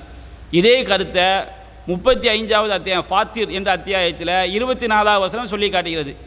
இன்னா அர்சல்னாக்க பில் ஹக்கி பஷீரவ நதீரா, நபியே நாம் உண்மையை கொண்டு நற்செய்தி சொல்பவராகவும் எச்சரிக்கையாளராகவும் நாம் அனுப்பியிருக்கிறோம்.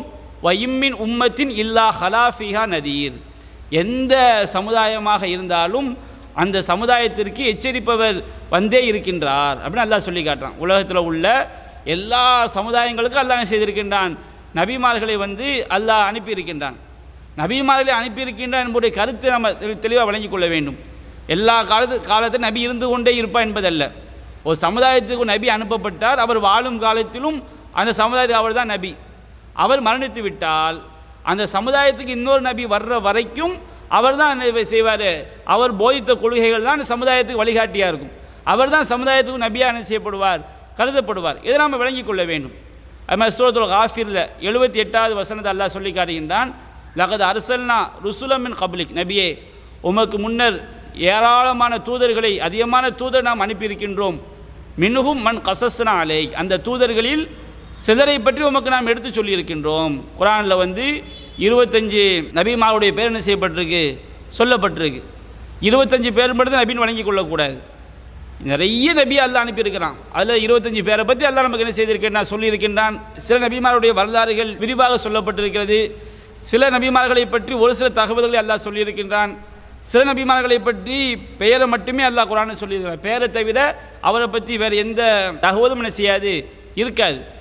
அது மாதிரி அல்லாஹ் குரானில் சொல்லாத எண்ணற்ற நபிமார்கள் செய்கிறாங்க, இருக்கிறாங்க. அதை அல்லாஹ் சொல்லி காட்டுகிறான். மின்ஹும் மன் கசஸ்னா அலைக், அவர்களில் சிலரை பற்றி உமக்கு நாம் எடுத்து சொல்லியிருக்கின்றோம். மின்ஹும் மன் நக்சுஸ் அலைக், அவர்களில் சிலரை பற்றி உமக்கு நாம் எடுத்து சொல்லவில்லை என்று அல்லாஹ் சொல்லி காட்டுகின்றான். அதே போன்று சூரத்துல் இஸ்ரா 17வது அத்தியாயம் 15வது வசனத்தில் வமா குன்னா முஅذிபின் ஹத்தா நபஅஸ ரசூலா, நாம் எந்த மக்களையும் தூதரை அனுப்பாமல் அவர்களை வேதனைப்படுத்த மாட்டோம். இந்த உலகத்தில் அவங்களை அழிப்பதாக இருந்தாலும் சரி, அல்லது மறுமையில் நரகத்தில் போடுறதாக இருந்தாலும் சரி, அல்லாஹ் வந்து ஒரு சமுதாயத்துக்கு நபிமார்களை அனுப்பி இதெல்லாம் வந்து நீங்கள் செய்ய வேண்டும், இதையெல்லாம் செய்யக்கூடாது என்று நபி மக்களுக்கு போதனை செஞ்சு அதுக்கு பிறகு அவங்க அதை மீறி நடக்கும் பொழுது தான் அல்லாஹ் என்ன செய்வான், அவங்க இந்த உலகத்திலேயே அழிப்பான் அல்லது மறுமையில் தண்டிப்பான். எதுவுமே அவனுக்கு நல்லது எது கெட்டது எதுன்னு சொல்லாமல் அல்லாஹ் அநியாயமாக யாரும் என்ன செய்ய மாட்டான், தண்டிக்க மாட்டான் என்று அல்லாஹ் சொல்லி காட்டுகின்றான்.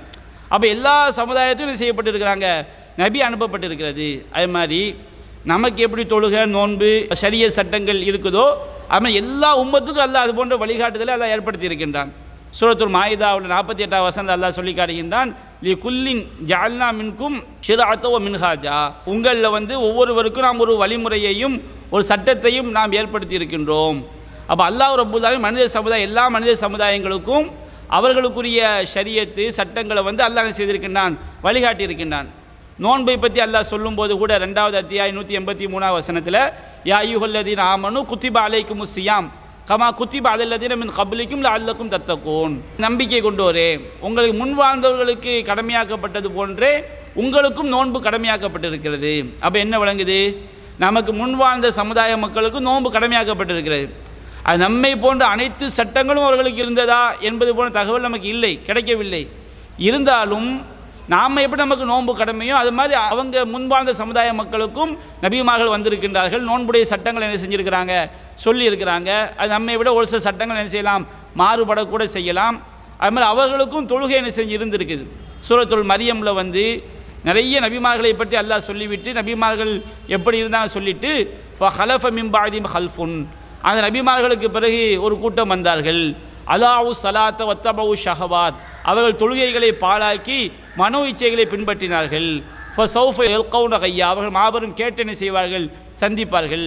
யார் வந்து திருந்தி நல்லறங்கள் செய்கிறாங்களோ அவங்க வந்து சொர்க்கத்தில் அல்லாஹ் நுழைவிப்பான் அப்படின்னு அல்லாஹ் சொல்லி காட்டுறான். அப்போ முன்பார்ந்த சமுதாய மக்கள்லையும் தொழுகைகளை பாழாக்கி அது மாதிரி கெட்ட மனோ விருப்பங்களை பின்பற்றியவர்கள் இருந்திருக்கிறார் என்பதை நம்ம என்ன செய்ய முடியுது, அறிந்து கொள்ள முடிகிறது. அதனால் நபிகள் நாயகம் வருவதற்கு முன்பாக உலகத்தில் வாழ்ந்த எல்லா மக்களுக்குரிய வேதம் எது என்று கேட்டால் எல்லா சமுதாயத்துக்கும் அல்லாஹ் தூதரை அனுப்பியிருக்கின்றான். அந்த தூதர்களுக்கு வேதங்களை அல்லாஹ் கொடுத்திருக்கின்றான். அந்த மக்களுக்கு அந்த தூதர்கள் நல்லது ஏவி தீயதனை செஞ்சுருக்கிறாங்க, தடுத்திருக்கிறாங்க. எல்லா நபியுடைய பேர் நம்ம வரதான் நமக்கு சொல்லப்படலை. எந்தெந்த நபிக்கு அல்லாஹ் என்னென்ன வேதத்தை கொடுத்தானோ அல்லாஹ் நமக்கு என்ன செய்யலை, சொல்லலை. குறிப்பிட்ட நபிமார்களுக்கு வழங்கப்பட்ட வேதங்கள் சொல்லப்பட்டிருக்கு. மூசா நபிக்கு அல்லாஹ் தௌராத்தை கொடுத்தான். தாவூத் அலைஹிஸ்ஸலாம் அவர்களுக்கு ஜபூர் வேதம் கொடுக்கப்பட்டது. அது மாதிரி ஈசா அலைஹிஸ்ஸலாம் அவங்களுக்கு இஞ்சில் வேதம் கொடுக்கப்பட்டது. தௌராத்தி அல்லாஹ் அவங்களுக்கு என்ன செய்தான், கற்றுக் கொடுத்தான். நபிகள் நாயகம் ஸல்லல்லாஹு அலைஹி வஸல்லம் அவங்களுக்கு குர்ஆன் கொடுக்கப்பட்டது. இப்படி நமக்கு சில நபிமார்களுக்கு வழங்கப்பட்ட வேதங்கள் சொல்லப்பட்டிருக்கு. அதே போன்று இப்ராஹிம் நபிக்கு அல்லாஹ் வேதத்தை கொடுத்தான்னு சொல்லி காட்டுது. ஃபி சுஹுஃபி இப்ராஹிம வ மூசா, இப்ராஹிம் மூசாவுக்கு வழங்கப்பட்ட ஏடுகள் அப்படின்னு அல்லாஹ் சொல்லி காட்டுறான். அப்போ இப்ராஹிம் நபிக்கு வேதங்கள் கொடுக்கப்பட்டிருக்கிறது. ரசூலு மினல்லாஹி யத்லு சுஹுஃப முத்தஹரா, அல்லாஹ்விடமிருந்து வந்துள்ள தூதர் பரிசுத்த வேதாகமங்களை அவர்களுக்கு ஓதி காட்டுகிறார். அப்போ உலகத்தில் எல்லா நபிமார்களுக்கும் எல்லா சமுதாயத்துக்கும் அல்லாஹ் நபிமார்களை அனுப்பி அவர்களுக்கு அல்லாஹ் என்ன செய்திருக்கின்றான், மக்களுக்கு வழிகாட்டுவதற்காக வேதங்களை கொடுத்திருக்கின்றான். நபிகள் நாயகம் ஸல்லல்லாஹு அலைஹி வஸல்லம் என்ன செய்யப்பட்டிருக்காங்க, இறுதி தூதராக அனுப்பப்பட்டிருக்கிறார்கள். அவர்களுக்கும் வேதத்தை அல்லாஹ் கொடுத்திருக்கின்றான். கியாமத் நாள் வரைக்கும் வரக்கூடிய மக்களுக்கு நபிகள் நாயகம் ஸல்லல்லாஹு அலைஹி வஸல்லம் என்ன செய்கிறாங்க, நபியாக இருக்கிறாங்க. ஈசா அலைஹிஸ்ஸலாம் அவங்க இஸ்ரவேலர் சமுதாயத்துக்கு மட்டும்தான் அவங்க நபியாக அனுப்பப்பட்டாங்க. உலகத்தில் உள்ள எல்லா மக்களுக்கும் ஈசா அலைஹிஸ்ஸலாம் நபியாக அனுப்பப்படவில்லை. நபிகள் நாயகம் ஸல்லல்லாஹு அலைஹி வஸல்லம் அவங்க தான் உலகத்தில் உள்ள எல்லா மக்களுக்கும் நபியாக அனுப்பப்பட்டாங்க. பல நபிமார்கள் அவங்க குறிப்பிட்ட சமுதாயத்துக்கு மட்டும்தான் என்ன செய்யப்பட்டிருக்காங்க, நபியாக அனுப்பப்பட்டிருக்கிறாங்க. உலகத்தில் உள்ள எல்லா மக்களுக்கும் நபியாக அவங்க என்ன செய்யப்படல, அனுப்பப்படவில்லை. சூரத்து சஃப்ல அல்லாஹ் சொல்லி காட்டுகின்றான், இது கால ஈஸா இப்னு மரியம் யா பனி இஸ்ராயீல இன்னி ரசூலுல்லாஹி இலைக்கும். சூரத்து சஃப்ல 6வது வசனத்தில் ஈசா நபி சொன்னதாக அல்லாஹ் சொல்லி காட்டினான். யா பனி இஸ்ராயீல, இஸ்ரவேலி மக்களே, இன்னி ரசூலுல்லாஹி இலைக்கும், நான் உங்களுக்கு அனுப்பப்பட்ட அல்லாஹ்வுடைய தூதர். அப்போ ஈசா அலைஹிஸ்ஸலாம் அவங்க இஸ்ரவேலர் சமுதாயத்துக்கு மட்டும்தான் அவங்க என்ன செய்யப்பட்டிருக்காங்க, நபியாக அனுப்பப்பட்டிருக்கிறாங்க. இஸ்ரவேலர் சமுதாயம்னா யார் அந்த யாக்கூப் நபியுடைய வாரிசில் வர்றாங்களோ, யாக்கூப் நபி தான் அவங்க பேர் தான் இஸ்ராயில். யாக்கூப் அலைஹிஸ்ஸலாம் அவங்களுக்கு 11 ஆண் மக்கள், அதில் இருந்து வந்ததான் இஸ்ரவேலர் சமுதாயம். அந்த யாக்கூப் நபியுடைய சந்ததியில் வந்தவங்க இஸ்ரவேலர் சமுதாயம். கிறிஸ்தவ மதத்துக்கு மாறியவர்கள் எல்லாம் என்ன கிடையாது, இஸ்ரவேலர்கள் கிடையாது. யாக்கூப் நபியுடைய சந்ததியில் வந்தவங்க மட்டும்தான் இஸ்ரவேலர் சமுதாயம். அப்போ ஈசா அலைஹிஸ்ஸலாம் அவங்க நபியாக அனுப்பப்பட்ட காலத்தில் உள்ள இருந்த இஸ்ரவேலர் சமுதாயத்துக்கு அவங்க என்ன செய்யப்பட்டாங்க, நபியாக அனுப்பப்பட்டாங்க. அதற்கு முன்பாக இஸ்ரவேலர் சமுதாயத்துக்கு எண்ணற்ற நபிமார்களை அல்லாஹ் என்ன செய்திருக்கின்றான், அனுப்பியிருக்கின்றான். அப்போ ஈசா அலைஹிஸ்ஸலாம் அவங்க இஸ்ரவேலர் சமுதாயத்துக்கு மட்டும்தான் நபியாக அனுப்பப்பட்டிருக்காங்க. இதே கருத்தை ஆல இம்ரானில் 49வது வசனத்தை அல்லாஹ் சொல்லி காட்டுகின்றான், வ ரசூலன் இலா பனி இஸ்ராயில், இஸ்ரவேலர் சமுதாய மக்களுக்கு அவரை தூதராக அனுப்பினோம். அப்போ இஞ்சில் வேதம், தௌராத் வேதம் என்பது அது உலக மக்கள் அனைவருக்கும் உள்ள வேதம் கிடையாது. அது இஸ்ரவேலர் சமுதாய மக்களுக்கு மட்டும் உள்ள வேதம் தான். நபிகள் நாயகம் ஸல்லல்லாஹு அலைஹி வஸல்லம் அவங்க அனுப்பப்பட்ட பிறகு அவங்க இஸ்ரவேலர்கள் உலகத்தில் உள்ள எல்லா மக்களுக்கும் என்ன செய்யப்பட்டாங்க, அவங்க பொதுவாக நபியாக அனுப்பப்பட்டாங்க. அது ஏராளமான வசனங்கள் நமக்கு திருமறை குர்ஆன் வசனங்களும் ஹதீஸ்களும் என்ன செய்கிறது, சொல்லப்பட்டு இருக்கிறது. அதே போன்று இப்போ இந்த ஈசா அலைஹிஸ்ஸலாம் அவங்க இஸ்ரவேலர் சமுதாயத்துக்கு அனுப்பப்பட்டாங்கன்னு சொன்னோம்னா, நபிகள் நாயகம் ஸல்லல்லாஹு அலைஹி வஸல்லம் அவங்க அரபிகள், அவங்க இஸ்ரவேலர் சமுதாயம் கிடையாது. நபிகள் நாயகம் அனுப்பப்படுவதற்கு முன்பாக மக்காவில் வாழ்ந்த அந்த அரபு மக்களுக்கு என்ன வேதம் இருந்துச்சு, என்ன வழிகாட்டுதல் இருந்துச்சு அப்படிங்கிற ஒரு கேள்வி ஏற்படலாம். மக்காவில் வாழ்ந்த அரபிகளை பொறுத்த வரைக்கும் அவங்களுக்கு இப்ராஹிம் அலைஹிஸ்ஸலாம், இஸ்மாயில் அலைஹிஸ்ஸலாம் அவர்களுக்கு பிறகு எந்த நபியுமே அனுப்பப்படலை. அதே நேரத்தில் இப்ராஹிம் நபியுடைய அந்த தீன் அந்த கொள்கைகள் ஒருவன் சத்திய பாதையை பின்பற்ற விரும்பினால், மறுமையில் வெற்றி பெற வேண்டும் நினைத்தால், இப்ராஹிம் நபியுடைய கொள்கையை தெரியக்கூடிய வகையில் தான் நபிகள் நாயகம் நபியாக அனுப்பப்படுவதற்கு முன்பாக மக்காவில் உள்ள சூழல் இருந்துச்சு. ஆனால் அந்த மக்கள் இப்ராஹிம் நபியுடைய மார்க்கத்தை என்ன செய்யலை, தேடி பின்பற்றலை. அவர்கள் தேடினால் அறியக்கூடிய வகையில் தான் இப்ராஹிம் நபியுடைய மார்க்கம் தெரிந்து கொள்ளக்கூடிய வகையில் தான் அல்லாஹ் வைத்திருந்தான். அப்படி தேடி பின்பற்றிய மக்களும் என்ன செய்கிறாங்க, இருந்தாங்க. நபிகள் நாயகம் ஸல்லல்லாஹு அலைஹி வஸல்லம் அவங்க நபியாக அனுப்பப்படுவதற்கு முன்பாக அம்ரு இப்னு நுஃபைல் அப்படின்னு ஒரு நல்ல மனிதர், அவர் ஒரு மூமின் தான். சஹீஹுல் புகாரில் 3826, 27, அது மாதிரி 3828 ஆகிய ஹதீஸ்களில் பதிவு செய்யப்பட்டிருக்கிறது. நபிகள் நாயகம் ஸல்லல்லாஹு அலைஹி வஸல்லம் அவர்கள் நபியாக அனுப்பப்படுறதுக்கு முன்னாடி அவங்க நபியாக அனுப்பப்படுவதற்கு முன்பாக மார்க்கம் என்றால் என்னவென்று தெரியாவிட்டாலும் சிலைகளுக்கு அறுக்கப்பட்ட அந்த இறைச்சி என்ன செய்ய மாட்டாங்க, சாப்பிட மாட்டாங்க. அந்த மாதிரி இன்னொரு ஆளும் இருந்தார். அவர் யாருன்னா ஜெயித் இப்னு அம்ர் இப்னு நுஃபைல் என்பவர். அது புகாரில் பதிவு செய்யப்பட்டிருக்கு. நபிகள் நாயகம் ஸல்லல்லாஹு அலைஹி வஸல்லம் அவங்க வந்து ஜெயித் இப்னு அம்ர் இப்னு நுஃபைல் என்பவர் என்ன செய்கிறாங்க, அது பல்தங்கிற இடத்தை சந்திக்கிறாங்க. ஜெயித் இப்னு அம்ர் இப்னு நுஃபைல் என்பவருக்கு ஒரு சாப்பாடு வைக்கப்படுகிறது. அவர் வந்து சாப்பிட மறுக்கிறாரு. சாப்பிட மறுத்துட்டு அவர் சொல்லி காட்டுறாரு, இன்னி லஸ்து ஆக்குலு மிம்மா ததுபஹூன அலா அன்சாபிக்கும், உங்களுடைய சிலைகளுக்கு நீங்கள் அறுப்பவற்றை நான் சாப்பிட மாட்டேன். ஒல ஆக்குலு மிம்மா இல்லாமா ஸிக்ரஸ்முல்லாஹி அலைஹி, அல்லாஹ்வுடைய பெயர் கூறி அறுக்கப்பட்டதை மட்டும்தான் நான் சாப்பிடுவேன். அப்பமே நபிகள் நாயகம் நபி ஆவதற்கு முன்பாகவே இந்த ஜெயித் இப்னு அம்ர் இப்னு நுஃபைல் என்பவர் ஏகத்துவத்தை சொல்லிக்கிட்டு இருந்தார். அவர் என்ன செய்வாராம், குறைஷிகள் எல்லாரையும் வந்து குறை சொல்லிக்கிட்டே இருப்பார். இவங்க வந்து சிலைகளுக்கு போய் அறுக்கிறாங்க. அவர் சொல்வாராம், ஷாத்து ஹலக்கஹல்லா, ஆட்டை வந்து அல்லாஹ் படைத்தான். ஓ அன்சலதஹா மினஸ் ஸமாயில் மா, அந்த ஆட்டுக்காக அல்லாஹ் தான் வானத்துடன் தண்ணீர் இறக்கி வைத்தான். ஓ அம்பத்தலஹா மினல் அர்து, அவைகளுக்கான புற்பூண்டுகளையும் அல்லாஹ் தான் முளைப்பிக்க செய்தான். சும்மா ததுபஹூனஹா அலா கைரிஸ்மில்லாஹி, ஆனால் நீங்கள் அல்லாஹ்வுடைய பேர் சொல்லாமல் அதை சிலைகளை பேர் சொல்லி நீங்கள் அறுப்பீங்களா என்று அவங்களுக்கு என்ன செய்யார், இந்த ஜெயித் இப்னு அம்ர் இப்னு நுஃபைல் என்பவர் ஏகத்துவத்தை போதித்தார் என்ற செய்தி சொல்லப்பட்டிருக்கு. அதே மாதிரி இந்த ஜெயித் இப்னு அம்ர் இப்னு நுஃபைல் என்பவர் வந்து சத்திய கொள்கையை தேடி பல ஆலிம்கள்கிட்ட போய் கேட்டிருக்காரு. புகாரில் வந்து 3827 செய்தியாக பதிவு செய்யப்பட்டிருக்காது. இந்த ஜெயித் இப்னு அம்ர் இப்னு நுஃபைல் வந்து சத்திய கொள்கையை தெரிவதற்காக அவர் வந்து ஷாம் தேசத்துக்கு போகிறார். ஷாம் தேசத்தில் போய் அவர் என்ன செய்கிறாரு, அந்த மக்கள் பின்பற்றக்கூடிய மார்க்கத்தை பற்றி விசாரிக்கிறார், சரியான கொள்கையான்னு சொல்லி. யூத ஆலிமே அவர் சந்தித்து அவங்களுடைய மார்க்கத்தை பற்றி கேட்குறாரு. அந்த யூத ஆலிம் தப்பான கொள்கையில் இருந்தாலும் சரியான கொள்கையை அவர் சொல்கிறார். இன்னி அல்லி அன் அதீன தீனக்கும் ஃபஹ்பிர்னி, அந்த யூத ஆலிம்கிட்ட போய் கேட்குறாரு, நான் உங்கள் மார்க்கத்தை பின்பற்றணும், எனக்கு உங்கள் மார்க்கத்தை சொல்லித்தாங்க. அப்போ அந்த யூத ஆலிம் சொல்கிறாரு, நீ வந்து எங்களுடைய மார்க்கத்தை பின்பற்றினால் அல்லாஹ்வுடைய கோபம் உனக்கு உண்டாயிரும், நாங்கள் தப்பான கொள்கையில் தான் இருக்கிறோம்.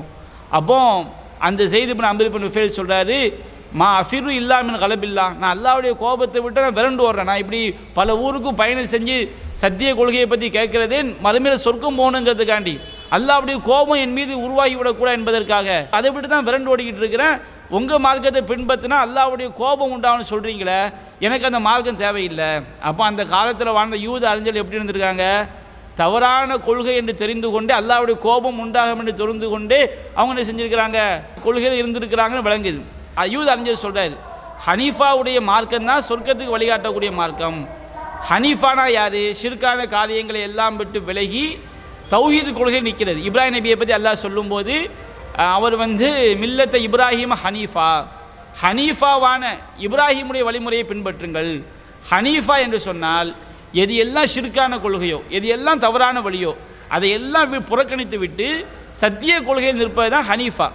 அப்போ அந்த யூத அறிஞர் ஜெயித் இப்னு அம்ர் இப்னு நுஃபைல் சொல்கிறாரு, நீ சொர்க்கத்துக்கு போகணும்னா அல்லாஹ்வுடைய கோபம் உன் மேலே உண்டாகாமல் இருக்கன்னா ஹனீஃபாவுடைய மார்க்கத்தை நீ பின்பற்றுங்க, சத்திய கொள்கையை பின்பற்றுங்க அப்படின்னு சொல்கிறாங்க. அப்போ ஜெயித் இப்னு அம்ர் இப்னு நுஃபைல் கேட்குறாரு, ஒமல் ஹனீஃப், ஹனீஃப்னா என்ன? அப்போ அவர் சொல்கிறாரு, தீனு இப்ராஹிம் லம் யகுன் யஹூதியும் ஒலா நஸ்ரானியா, இப்ராஹிமுடைய வழிமுறை தான் ஹனீஃபா. அவர் வந்து யூதராகவும் இருக்கவில்லை, கிறிஸ்தவராகவும் இருக்கவில்லை. வலா யாபுது இல்லல்லா, அவர் அல்லாவை தவிர வேறு யாரையும் அவர் வணங்கவில்லை அப்படின்னு சொல்கிறாங்க. அடுத்து இந்த ஜெயித் என்ன செய்கிறாரு, ஒரு கிறிஸ்தவ ஆலிமை சந்தித்து அதே மாதிரி கேட்குறாரு. கேட்டவுடனே அந்த கிறிஸ்தவ ஆலிம் சொல்கிறாரு, லன் தக்கூன அலா தீனினா ஹத்தா தஹுத பின் நசீபிக்க மின் லானத்தில்லா, நீ எங்கள் மார்க்கத்தை நீ பின்பற்றினால் உனக்கு அல்லாஹ்வுடைய சாபம் என்ன செய்யும், உண்மையாக உண்டாகும். அப்போ இவர் சொல்கிறாரு, மா அஃபிரு இல்லாமின் லானத்தில்லா, நான் அல்லாஹ்வுடைய சாபத்தை விட்டு தான் நான் விரண்டு ஓடுறேன். வலா அஹ்மிதுமில் அஹமத் லானத்தில்லா, அல்லாஹ்வுடைய சாபத்தை நான் சுமந்து கொள்ள மாட்டேன். வலாமின் கலபிஹி ஷையன் அபதா, அவனுடைய கோபத்தையும் நான் ஒருபோதும் ஏற்றுக்கொள்ள மாட்டேன். அப்போ சொல்லிவிட்டு எனக்கு வேறு ஏதாவது ஒரு மார்க்கத்தை சொல்ல முடியுமான்னு கேட்குறாங்க. அப்போ அந்த கிறிஸ்தவ அறிஞர் சொல்கிறாரு, ஹனீஃபாவாக ஆக வேண்டும் என்பதைத்தான் நான் அறிந்திருக்கின்றேன், நீ ஹனீஃபாவுடைய மார்க்கத்தை என்ன செய்யுங்க, பின்பற்றுங்க.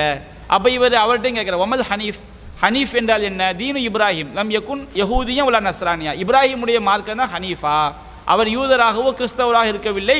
வலா யாபுது இல்லல்லா, அல்லாவை தவிர வேறு யாரையும் அவர் வணங்கவில்லை. அப்போ அன்றைய காலத்தில் யூத கிறிஸ்தவ அறிஞர்கள் தவறான கொள்கையில் இருந்தாலும் இப்ராஹிமுடைய வழிமுறையை அவங்க தெரிஞ்சு வச்சுருந்தாங்க. அரபிகளுக்கு வந்து இப்ராஹிம் அலைஹிஸ்ஸலாம் அவங்க வந்து நபியாக அனுப்பப்படுறாங்க. அதுக்கு இஸ்மாயில் அலைஹிஸ்ஸலாம் தான் அந்த அரபோட பரம்பரையில் வர்றாங்க. ஆனால் அந்த கொள்கை வந்து பாதுகாக்கப்பட்டு இருந்துச்சு. ஈசா அலைஹிஸ்ஸலாம் இஸ்ரவேல் சமுதாயம் தான். ஈசா, மூசா, சுலைமான், தாவூத் எல்லாமே இஸ்ரவேல் சமுதாயத்துக்கு நபிமார்கள் தான். ஆனால் அந்த அரபு சமுதாயத்துக்கு நபியாக வந்தவங்க இஸ்மாயில் அலைஹிஸ்ஸலாம் அவங்களுக்கு பிறகு நபிகள் நாயகம் ஸல்லல்லாஹு அலைஹி வஸல்லம் அவங்க தான். அப்போ அந்த இப்ராஹிம் நபியுடைய கொள்கை, இப்ராஹிம் அலைஹிஸ்ஸலாம் அவங்க தான் அரபிகள், இஸ்ரவேலர் எல்லாருக்குமே தந்தை.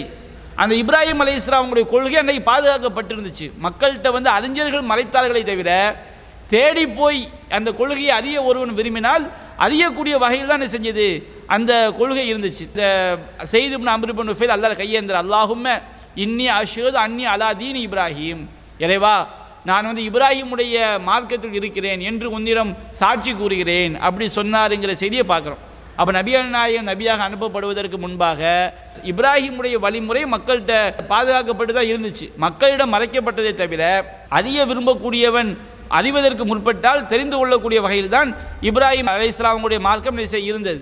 அது மாதிரி புகாரில் 3828 செய்தியாகவும் பதிவு செய்யப்பட்டிருக்கிறது. அஸ்மா பின் அபூ பக்கர் ரலியல்லாஹு அன்ஹு அவங்க அறிவிக்கிறாங்க, இந்த ஸைத் இப்னு அம்ர் இப்னு நுஃபைல் வந்து காபாவுடைய சுவத்தில் தன்னுடைய முதுகை சாய்ந்து உட்கார்ந்து கொண்டு அவர் சொல்வாராம், யா மாஷர குறைசி மக்களே, வல்லாஹி மா மின்கும் அலா தீன் இப்ராஹிம கைரி, என்னை தவிர உங்களில் யாருமே அந்த இப்ராஹிமுடைய மார்க்கத்தில் இல்லை அப்படின்னு சொல்வாராம்.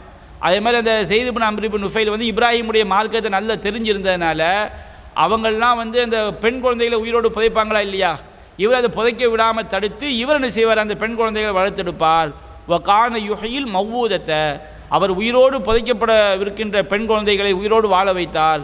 அப்போ அவர் மக்களுக்கு சொல்வாராம், இதா அராத ஐயகுத்துல இப்னத்தஹு, யாராவது தன்னுடைய பெண்மகளை கொல்ல வேண்டும் என்று விரும்பினால் அவர் சொல்வாரா, லா தக்துல்ஹா, எப்போ அந்த பிள்ளையை நீ கொன்று விடாதே, அன அக்ஃபீகஹா மூனத்தகா, அந்த பிள்ளைக்குள்ள எல்லா செலவையும் உனக்கு நான் தர்றேன், நீ அந்த பிள்ளையை கொன்றாதப்பா அப்படின்னு செய்வாராம். அவர் பொறுப்பெடுத்து கொள்வார், அந்த பிள்ளையை அவரே வளர்ப்பார். ஃபைதா அந்த பிள்ளை நல்லா வளர்ந்து வரும்போது அந்த தகப்பனுக்கு சொல்வாராம், என் ஷீத்த தஃபாத்துவா, நீ அந்த பிள்ளையை நீ நாடினால் இந்த குழந்தைய அவங்க நான் ஒப்படைத்து விடுகின்றேன். வ இன் ஷீத்த கஃபைத்துக மௌனத்தகா, நீ விரும்பினா நானும் இந்த பிள்ளையை செலவு பண்ணி நான் வளர்த்துக்கிறேன் அப்படின்னு சொல்லுவாருங்கிற செய்தியை பார்க்குறோம். அப்போ நபிகள் நாயகம் அனுப்பப்படுவதற்கு முன்பாக அந்த சமுதாய மக்களில் அவங்க எல்லாருமே ஷிர்கான கொள்கை இருந்தாலும் சத்தியத்தை அறியக்கூடிய வழிகள் இருக்கத்தான் செஞ்சது. அந்த மக்கள் அதிகமானவர்கள் சத்தியத்தை அறிவதற்கு அவங்க செய்யலை, முற்படவில்லை. நபிகள் நாயகம் வந்த பிறகு அவங்க இப்ராஹிமுடைய மார்க்கம் என்ற பெயரில் பல ஷிர்கான பிதத்தான கொள்கையை அவங்க பின்பற்றினாங்க. இப்ராஹிம் நபி இஸ்மாயில் நபிக்கு அவங்க காபாவில் செலவு வச்சாங்கன்னா பார்த்துக்கொள்ளுங்களேன்.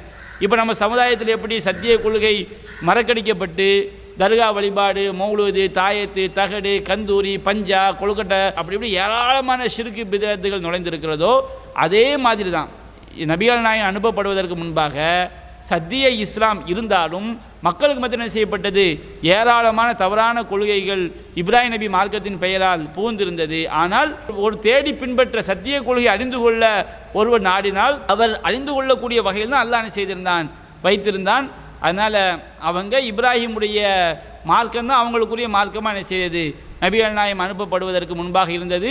ஆனால் அந்த மக்கள் அதை தேடி பின்பற்றாமல் தவறான கொள்கைகளை பின்பற்றினார்கள். அதிகமான மக்கள் தவறான கொள்கையில் தான் இருந்தார்கள் என்பதை நாம் அந்த வரலாற்று ஆதாரங்கள் மூலமாக ஹதீஸ்கள் மூலமாக தெரிந்து கொள்ள முடிகிறது. அப்துல் ஹமீத் குவைத் மண்டலம் ஜஃப்ரியா கிளையிலேருந்து கேட்டிருக்காங்க.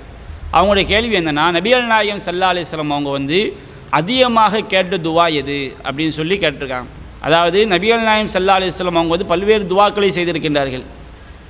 ஒவ்வொரு சஹாபியும் நபிகள் நாயகம் ஸல்லல்லாஹு அலைஹி வஸல்லம் அவங்க எந்த துவாவை அதிகமாக ஓதியதாக அவர்கள் அறிந்திருக்கிறார்களோ அதை நபிகள் நாயகம் அதிகமாக கேட்டாங்க அப்படின்னு சொல்லி அறிவிச்சிருக்கிறாங்க. உதாரணமாக சஹீஹுல் புகாரியில் 6389 செய்தியாக பதிவு செய்யப்பட்டிருக்கிறது.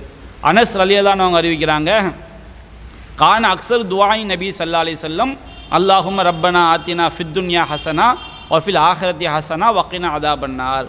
நபிகள் நாயகம் ஸல்லல்லாஹு அலைஹி வஸல்லம் அதிகமாக என்ன துவா கேட்பாங்கன்னா, அல்லாஹும்ம ரப்பனா ஆத்தினா ஃபித்துன்யா ஹசனா, இறைவா எங்களுக்கு இந்த உலகத்திலும் நல்லதை கொடுப்பாயாக, வஃபில் ஆஹிரத்தி ஹசனா மர்மையில் நல்லதை கொடுப்பாயாக, வக்கினா அதாபன்னார் நரக வேதனையை விட்டும் எங்களை காப்பாற்றுவாயாக.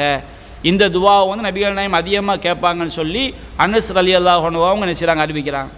அதே மாதிரி புகாரில் வந்து 817வது செய்தி, அதே மாதிரி 5425வது செய்தி. நபிகள் நாயகம் ஸல்லல்லாஹு அலைஹி வஸல்லம் அவங்களுக்கு வந்து இதா ஜா நஸ்ருல்லாஹ் சூரா இருக்கு பாருங்கள், அதில் வந்து கடைசியில் ஃபஸப்பி பிஹம்தி ரப்பிக்க வஸ்தக்ஃபிருஹு, அல்லாஹ்வுடைய உதவியும் வெற்றியும் வரும்போது, மக்கள் கூட்டம் கூட்டமாக அல்லாஹ்வுடைய மார்க்கத்தில் நுழைவதை காணும்போது உமது இறைவனின் புகழை கொண்டு அவனை துதிப்பீராக, அவனிடம் பாவ மன்னிப்பு தேடுவீராகன்னு அல்லாஹ் உத்தரவு போடுறான். இந்த ஆயத்து இறங்கின பிறகு ரசூலுல்லாஹி செஞ்சாங்களாம், அதிகமாக அவங்க வந்து ருக்கூலையும் சுஜூதுலையும் சுபானக் அல்லாஹும்ம ரப்பனா அபி ஹம்திக்கு அல்லாஹ் மக்ஃபிர்லி, இறைவா நீ பரிசுத்தமானவன், உன்னுடைய புகழை கொண்டு நான் உன்னை பரிசுத்தப்படுத்துகிறேன், இறைவா என்னுடைய பாவத்தை மன்னிப்பாயாக அப்படிங்கிற துவாவை வந்து அதிகமாக ஓதுவார்கள் அப்படின்னு சொல்லி ஆயிஷா ரலியல்லாஹு அன்ஹா அறிவிக்கிறாங்க. இந்த சூரா இறங்கின பிறகு இந்த துவாவை ரசூலுல்லாஹி செஞ்சுருக்கிறாங்க, அதிகமாக ருக்கு சுஜூதில் வந்து சொல்லியிருக்கிறாங்க. அதே மாதிரி புகாரில் வந்து 5425வது செய்தியாக பதிவு செய்யப்பட்டு அனஸ் இப்னு மாலிக், அனஸ் ரலியல்லாஹு அவங்க என்ன செய்கிறாங்க, அறிவிக்கிறாங்க. அவங்க சொல்லி காட்டுறாங்க, ஃபகுந்து அஸ்மவுஹு யுக்ஸிரு ஐயக்கூல், நபிகள் நாயகம் ஸல்லல்லாஹு அலைஹி வஸல்லம் வந்து அதிகமாக இந்த துவாவை செய்வாங்களாம். அல்லாஹும்ம இன்னி அஊது பிக்க மினல் ஹம்மி வல் ஹஸனி வல் அஜிஸி வல் கஸலி வல் புக்லி வல் ஜுப்னி வல் அலஇத் தைன் வ கலபத்திர் ரிஜால், இறைவா அல்லாஹும்ம இன்னி அஊது பிக்க மினல் ஹம்மி வல் ஹஸனி, இறைவா கவலையிலிருந்தும் துக்கத்திலிருந்தும், வல் அஜிஸ் ஏழாமையிலிருந்தும், வல் கசல் சோம்பேறித்தனத்திலிருந்தும், வல் புகுல் கஞ்சத்தனத்திலிருந்தும், வல் ஜுபுன் கோழைத்தனத்திலிருந்தும், வல் அலஇத் தைன் கடன் தொல்லைக்கு உள்ளாவதிலிருந்தும், கலபத்திர் ரிஜால் பிற மனிதர்களின் அடக்குமுறைக்கு உள்ளாவதிலிருந்தும் முன்தினம் பாதுகாப்பு தருகிறேன். இந்த துவாவை என்ன செய்வாங்க, ரசூல் ஸல்லல்லாஹு அலைஹி வஸல்லம் அதிகமாக ஓதுவார்கள் என்று அனஸ் ரலியல்லாஹு அன்ஹு அறிவிக்கிறாங்க. அது மாதிரி சஹீஹ் முஸ்லிமில் பதிவு செய்யப்பட்டிருக்கிறது, ஆயிஷா ரலியல்லாஹு அன்ஹா அறிவிக்கிறாங்க, நபிகள் நாயகம் ஸல்லல்லாஹு அலைஹி வஸல்லம் மௌத்தாவதுக்கு முன்னாடி சுபஹானக வ பிஹம்திக அஸ்தக்ஃபிருக வ அதூபு இலைக், சுபஹானக இறைவா நீ பரிசுத்தமானவன், வ பிஹம்திக உன்னுடைய புகழை கொண்டு உன்னை நான் துதிக்கிறேன், அஸ்தக்ஃபிருக உன்னிடம் பாவ மன்னிப்பு தேடுகிறேன், வ அதூபு இலைக் உன் பக்கமே நான் திரும்புகிறேன் அப்படிங்கிற துவாவை செய்வாங்க. அதிகமாக அவங்க மௌத்தாவதுக்கு முன்னாடி இந்த துவாவை அதிகமாக கேட்டுக்கொண்டே இருந்தார்கள் என்று சஹீஹ் முஸ்லிமில் பதிவு செய்யப்பட்டிருக்கிறது. அதுபோன்று சுனன் நசாயில வந்து பதிவு செய்யப்பட்டிருக்கிறது. ஆயிஷா ரலியல்லாஹு அன்ஹா அவங்க அறிவிக்கிறாங்க, மாக்கான அக்ஸர மாக்கான எதூபிஹி நபி ஸல்லல்லாஹு அலைஹி வஸல்லம், நபிகள் நாயகம் ஸல்லல்லாஹு அலைஹி வஸல்லம் அவங்க வந்து அதிகமாக கேட்ட துவாக்களிலே உள்ள ஒரு துவா என்ன சொன்னோம்னா, கான அக்ஸர் துவாயி, அதிகமாக அவங்க கேட்ட துவா வந்து அல்லாஹும்ம இன்னி அஊது பிக்க மின் ஷர்ரி மா அமில்து வ மின் ஷர்ரி மாலம் அமல் பாது, இறைவா நான் செய்தவற்றின் தீங்கிலிருந்தும் நான் செய்யாமல் விட்டவற்றினுடைய தீங்கிலிருந்தும் உன்னிடம் பாதுகாப்பு தருகிறேன் என்று ரசூலுல்லாஹ் துவாவை செய்வாங்க, அதிகமாக கேட்பாங்க. அப்போ பொதுவாக நபிகள் நாயகம் ஸல்லல்லாஹு அலைஹி வஸல்லம் அவங்க கேட்ட எல்லா துவாவுமே சிறந்த துவாக்கள் தான். அந்த சஹாபாக்குடைய பார்வையில் நபிகள் நாயகம் ஸல்லல்லாஹு அலைஹி வஸல்லம் அவங்க ஒவ்வொரு தடவை துவா செய்த பார்க்கும்போதும் அவங்க எந்த வாசகத்தை அதிகமாக நபிகள் நாயகத்திற்கு செவியுட்டு இருக்கிறாங்களோ அந்த வாசகத்தை செஞ்சுருக்கிறாங்க, இது நபிகள் நாயகம் அதிகமாக கேட்டாங்க அப்படின்னு சொல்லி அவங்க சொல்கிறாங்க. அல்லாஹும்ம யா முகல்லிபல் குலூப் சப்பித் கல்பி அலா தீனிக், இறைவா உள்ளங்களை புரட்டக்கூடியவனே என்னுடைய உள்ளத்தை உன்னுடைய மார்க்கத்தை நிலைபெறச் செய்வாயாக, அந்த துவாவை ரசூலுல்லாஹ் செஞ்சுருக்கிறாங்க, அதிகமாக கேட்டதாக ஹதீஸ்களில் அறிவிக்கப்பட்டிருக்கிறது. அதனால் குறிப்பிட்ட ஒரு துவாவை ரசூலுல்லாஹ் அதிகமாக கேட்டாங்க அப்படின்னு கிடையாது. இந்த மாதிரி அறிவிப்புகள் வந்திருக்கு, இந்த துவாக்கள் நாம் அதிகமாக கேட்கலாம். நபிகள் நாயகம் போது எந்த துவாவையும் நம்ம என்ன செய்யலாம், அதிகமாக கேட்டுக்கொள்ளலாம். அதனால் வந்து ஒவ்வொரு சஹாபியும் அவங்க பார்த்த வகையில் ரசூலுல்லாஹ் எதை அதிகமாக செஞ்சாங்க அப்படிங்கிற விதத்தில் என்ன செய்கிறாங்க சொல்லி காட்டியிருக்கின்றார்கள். அதில் குறிப்பிட்ட ஒரு சில துவாக்கள் நம்ம என்ன செய்திருக்கின்றோம், இங்கே எடுத்து சொல்லியிருக்கின்றோம். குவைத் மண்டலம் ஃபஹாஹில் கிளையிலிருந்து அபு அனஸ் அவங்க கேட்டிருக்கிறாங்க, வட்டி என்பது பாவம் நல்லா தெரிஞ்சும் அனஸில் என்ன செய்கிறாங்க, வீட்டில் வந்து சில சகோதரர்கள் வீட்டில் பெண்கள் சொன்னார்கள் என்பதற்காக வீட்டு பத்திரத்தை வந்து வட்டிக்கு வச்சு அதில் அந்த பணத்தில் சொத்து வாங்குகிறாங்க. அது வீட்டு பத்திரத்தை வந்து அடகு வச்சு அதுக்கு என்ன செய்கிறாங்க, வட்டிக்கு வந்து கடன் வாங்கி வீட்டை கட்டுறாங்க, வட்டி பணத்திலேயே வீட்டை கட்டி அதை வாடகைக்கு விடுறாங்க. இது மாதிரி செய்யலாமா அப்படின்னு சொல்லி கேட்குறாங்க. பொதுவாக வந்து மார்க்கத்தில் ஒரு விஷயம் தடுக்கப்பட்டது என்று சொன்னால் அதை வந்து நாம் தவிர்த்து கொள்ள வேண்டும், விலகி கொள்ள வேண்டும். அது பாவம் என்று தெரிந்து கொண்டு செய்தார்கள் என்று சொன்னால் அதனுடைய விளைவு அவங்க என்ன செய்வாங்க, அனுபவிப்பாங்க. வட்டி தொடர்பான அனைத்து விஷயங்களையுமே சமமான பாவம் என்று நபிகள் நாயகம் சொல்லி காட்டுறாங்க. நம்ம ஹதீஸ்களில் பார்க்குறோம். நபிகள் நாயகம் ஸல்லல்லாஹு அலைஹி வஸல்லம் அவங்க சஹீஹ் முஸ்லிமில் 3528 செய்தியாக பதிவு செய்யப்பட்டிருக்கிறது. லானல்லாஹுல் ஆக்கிலர் ரிபா வ மூக்கிலஹு வ காத்திபஹு வ ஷாஹிதைஹி, வட்டி வாங்கக்கூடியவன் வட்டி கொடுக்கக்கூடியவன், அந்த வட்டிக்காக கணக்கு எழுதக்கூடியவன், அந்த வட்டி வாங்குறவனுக்காக சாட்சி கையெழுத்து போடக்கூடிய 2 பேர் எல்லோருமே அல்லாஹ் சபித்து விட்டான். இவங்க அனைவருமே சமமான பாவத்தில் உள்ளவங்க. வட்டி வாங்குறதுக்கு நிரந்தர நரகம் என்று சொன்னாலும் பாவத்தில் வட்டி வாங்குறது, வட்டி கொடுக்கறது, கணக்கு எழுதுறது, சாட்சியாக இருக்கிறது எல்லாமே பாவத்தில் சமம் என்று தான் மார்க்கம் என்ன செய்கிறது சொல்லி காட்டுகிறது. வட்டி வாங்குறதுக்கு என்னென்ன வசனங்கள் சொல்லப்பட்டிருக்கோ அது எல்லாமே வட்டி கொடுக்கறதுக்கும் பொருந்தக்கூடிய விஷயங்கள் தான். நபியெல்லாம் சொல்லிட்டாங்க, வட்டி வாங்குறதும் வட்டி கொடுக்கறது, அது கணக்கு எழுதுறது, அதுக்கு சாட்சி கையெழுத்து போடக்கூடிய 2 பேர் எல்லாமே சமந்தான், அவங்களுக்கு சமமான பாவம் தான் சொல்லிட்டாங்க. அப்போ அப்படி இருக்கும்போது வட்டி வாங்கி சாப்பிடுவது தொடர்பாக சொல்லப்பட்ட அந்த எச்சரிக்கைகள் வட்டி கொடுக்கக்கூடியவங்களுக்கும் அது பொருந்த தான் செய்யும். வீட்டு பத்திரத்தை அடமான வச்சு வட்டிக்கு கடன் வாங்கினா வட்டி கொடுக்குறாங்க. வட்டியில் வீடு கட்டலாமா, வட்டிக்கு கடன் வாங்கலாமான்னு சொன்னோம்னா அது தேவையற்று ஒரு நிர்பந்தத்தில் செய்வது அது அல்லாஹ் அவனுக்கு உள்ளது. மார்க்கத்துடைய அடிப்படையான சட்டம் என்ன? வட்டி வாங்குவதும் கொடுப்பதும் எல்லாமே அது ஹராம் தான். அப்போ அல்லாஹ் வட்டி வாங்குவதை பற்றி சொல்லக்கூடிய இந்த எச்சரிக்கையை வட்டி கொடுக்கக்கூடியவர்களுக்கு என்ன செய்யும் பொருந்தும். அப்போ அல்லாஹ் சொல்கிறான், யார் வட்டி வாங்கி சாப்பிடுகிறார்களோ அவங்க பைத்தியம் என்ற நோயால் பாதிக்கப்பட்டவன் எப்படி இருப்பானோ அது மாதிரி மறுமையில் என்ன செய்வார்கள், வருவார்கள் அப்படின்னு அல்லாஹ் எச்சரிக்கை பண்ணுகின்றான். பக்ரா 276வது வசனத்தில் யம்ஹக்குல்லாஹு ரிபா வ யுர்பி சதகாத், அல்லாஹ் வட்டியை அளிக்கின்றான், தான தர்மங்களை அல்லாஹ் வளர்க்கின்றான். வல்லாஹு லா யுஹிப்பு குல்ல கஃபாரின் அசீம், நன்றி கெட்ட ஒவ்வொரு பாவியையும் அல்லாஹ் நேசிக்க மாட்டான் என்று அல்லாஹ் வட்டி தொடர்பாக எச்சரிக்கை செய்கின்றான்.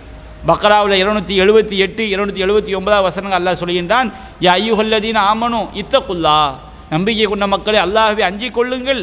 வதரு மா பக்கிய மினர் ரிபா, நீங்கள் இன்குந்து மூமினீன், நீங்கள் அல்லாஹ்வை நம்பிக்கை கொண்டவளாக இருந்தால் வரவேண்டிய வட்டியை விட்டு விடுங்கள். ஃபைல்லம் தஃபாலு, நீங்கள் அவ்வாறு செய்யாவிட்டால் ஃபதனு பி ஹர்பி மினல்லாஹி வ ரசூலிஹி, நீ அல்லாஹ்வுக்கும் அல்லாஹ்வுடைய தூதருக்கும் எதிராக போர் பிரகடனம் செய்து கொள்ளுங்கள். அல்லாஹ்வுக்கு ரசூலுக்கு எதிராக போர் பிரகடனம் செஞ்சால் நாம் தப்பிக்க முடியுமா? அவன் எவ்வளவு வல்லமை மிக்கவன். பயன் துப்தும், நீங்கள் அதிலிருந்து விலகி கொண்டால் ஃபலக்கும் ரூஸ் அம்பாலிக்கும், அசல் தொகை உங்களுக்குரியது. லா ததுலிமூன வலா துதுலமூன், நீங்கள் யாருக்கும் அநியாயம் செய்யக்கூடாது, நீங்களும் மற்றவர்களால் அநியாயத்துக்கு உள்ளாக்கப்படக்கூடாது என்று அல்லாஹ் எச்சரிக்கின்றான். ஆல இம்ரானில் 130வது வசனம் அல்லாஹ் சொல்கின்றான், யா அய்யுஹல்லதீன ஆமனு லா தஅகுது ரிபா அல்ஆஃப முதாஃபா, நம்பிக்கை கொண்ட மக்களே பன்மடங்காக பெருகும் நிலையில் உள்ள வட்டியை நீங்கள் சாப்பிடாதீர்கள். வத்தகுல்லா, அல்லாஹ்வை அஞ்சுங்கள். லஅல்லக்கும் துஃப்லிகூன், நீங்கள் வெற்றி அடைவீர்கள் அப்படின்னு அல்லாஹ் சொல்கிறான். சூரத்து ரூமில் 39வது வசனத்தை அல்லாஹ் சொல்கின்றான், ஒமா ஆத்தைத்தும் ரிபா அலி எர்போஃபி அம்பால் இன்னாஸ், நீங்கள் பிற மக்களுடைய செல்வங்களை எடுத்து உங்கள் செல்வங்களை வளர்த்து கொள்வதற்காக வட்டிக்கு வாங்குகிறீர்களே, ஃபலா எர்போ இந்த அல்லா, அது அல்லாவிடம் வளராது. ஒமா ஆத்தைத்தும் ஜக்காத்தின் துரீதூன வஜிஹல்லா, அல்லாவுடைய திருமுகத்தை திருப்தியை நாடி நீங்கள் ஜக்காத்தாக கொடுக்கிறார்களே அவர்கள்தான் உலாய்கஹுமுல் முலைஃபூன், பன்மடங்காக பெருக்கி கொண்டவர்கள் என்று அல்லாஹ் செய்கின்றான். இந்த வட்டி வாங்குவது எவ்வளவு கொடுமை அல்லாஹ் சொல்லி காட்டுறான். நபிகள் நாயகம் சொல்லிட்டாங்க, வட்டி வாங்குறதும் வட்டி கொடுக்கும் சமந்தான் சொல்லிட்டாங்க. அப்போ வட்டி வாங்குறவனுக்கு சொல்லப்பட்ட எல்லா எச்சரிக்கையும் யாருக்கும் பொருந்தும், வட்டி கொடுப்பவனுக்கு என்ன செய்யும் பொருந்தும். அப்போ அந்த வட்டி நம்ம கொடுக்கிறது அது எவ்வளோ பெரிய பாவம் என்பதை நாம் என்ன செய்ய வேண்டும், தெளிவாக விளங்கி அந்த மாதிரி பாவங்களை செய்யக்கூடிய மக்கள் அதிலிருந்து விலகி கொள்ள வேண்டும். சஹீஹுல் புகாரியில் 2766வது செய்தியாக பதிவு செய்யப்பட்டிருக்கிறது.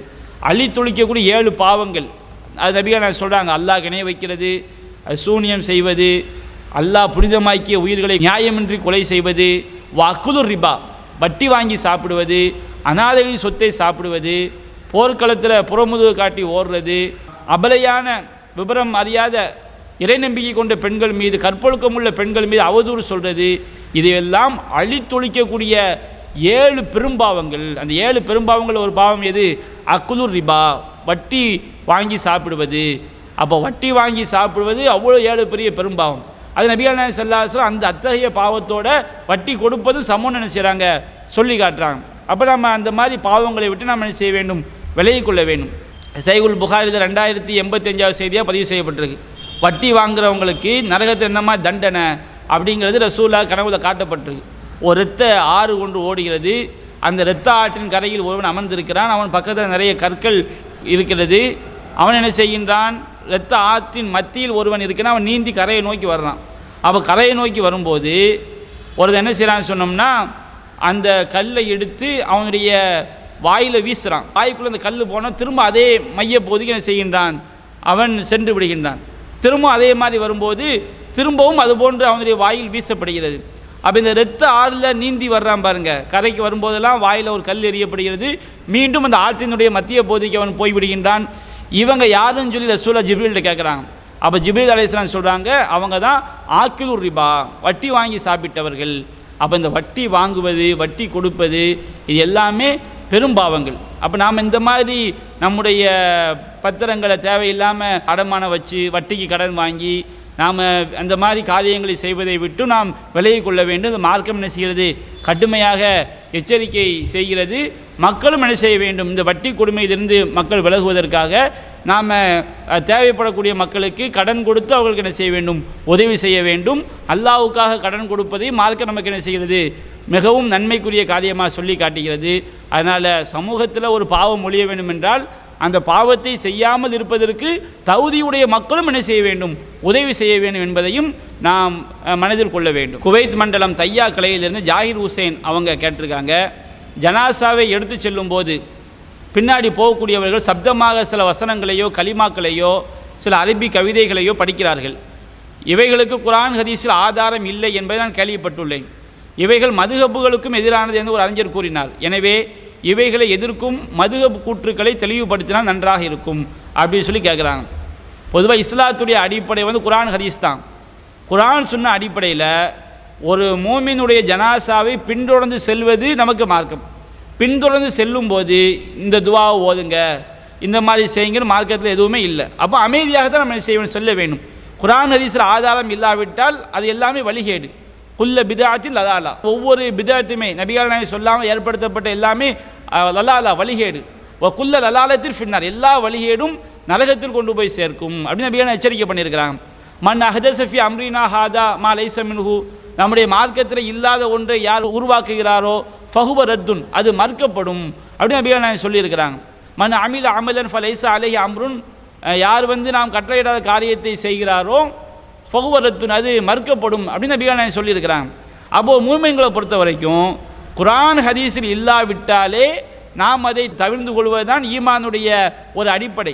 இன்னமா கான கௌதல் மூமினின் இதா துஉ இலல்லாஹி வ ரசூலிஹி யஹ்கும பைனஹும் அயகூலு சமிஅனா வ அத்தஅனா, அவர்களுக்கு மத்தியில் தீர்ப்பளிப்பதற்காக அல்லாஹ்வின் பக்கம் வாருங்கள், தூதரின் பக்கம் வாருங்கள் என்று அழைக்கப்பட்டால் அல்லாஹ்வை நம்பிக்கை கொண்ட மக்கள் என்ன சொல்வார்கள், சமிஅனா வ அத்தஅனா, நாங்கள் செவியேற்றோம், கட்டுப்பட்டோம்.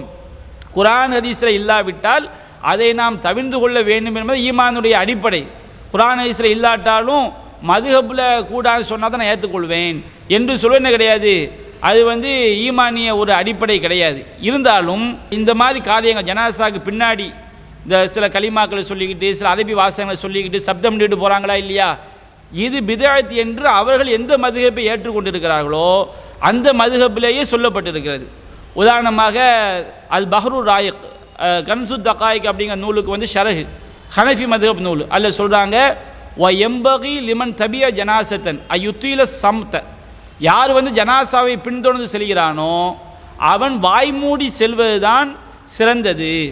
வ யுக்ரஹு ரஃபு சௌத்தி பி திக்ரி வ க்ராஅத்தில் குர்ஆனி வ கைரிஹிமா ஃபில் ஜனாசத்தி, சப்தமிட்டு திக்ர் செய்வது, சப்தமிட்டு குர்ஆன் ஓதுவது, இது அல்லாத வேறு காரியங்கள் ஜனாசாவில் செய்வது, இவை எல்லாமே வெறுக்கத்தக்கது. கராஹத்து ஃபியா கராஹத்து தஹ்ரீமி, வெறுக்கத்தக்கது என்று சொன்னால் அது ஹராம் என்ற நிலையில் உள்ள கராஹத்து, வெறுப்பு அப்படின்னு செய்கிறாங்க, சொல்லி காட்டுறாங்க. அல் ஜௌஹருன் நையிரா அப்படிங்கிற ஹனஃபி மதுஹப் நூலை சொல்லி காட்டுறாங்க. அலா முத்தபில் ஜினாசா, ஜனாசாவை பின்தொடர்ந்து சொல்லக்கூடியவர்கள் மீது கடமையாகும் அஸ்ஸம்து, அவர்கள் வாய்புத்தி இருப்பது அவங்க மேலே கடமை. வயுக்குரகுலகும் ரஃபு சௌத்தி பி திக்ரி வல் க்ராஅத்தி, குர்ஆன் ஓதுறது, திக்ர் செய்கிறது, இதெல்லாம் சப்தமிட்டு செய்வது அது வெறுக்கத்தக்கது அப்படின்னு செஞ்சுருக்காங்க, சொல்லியிருக்கிறாங்க.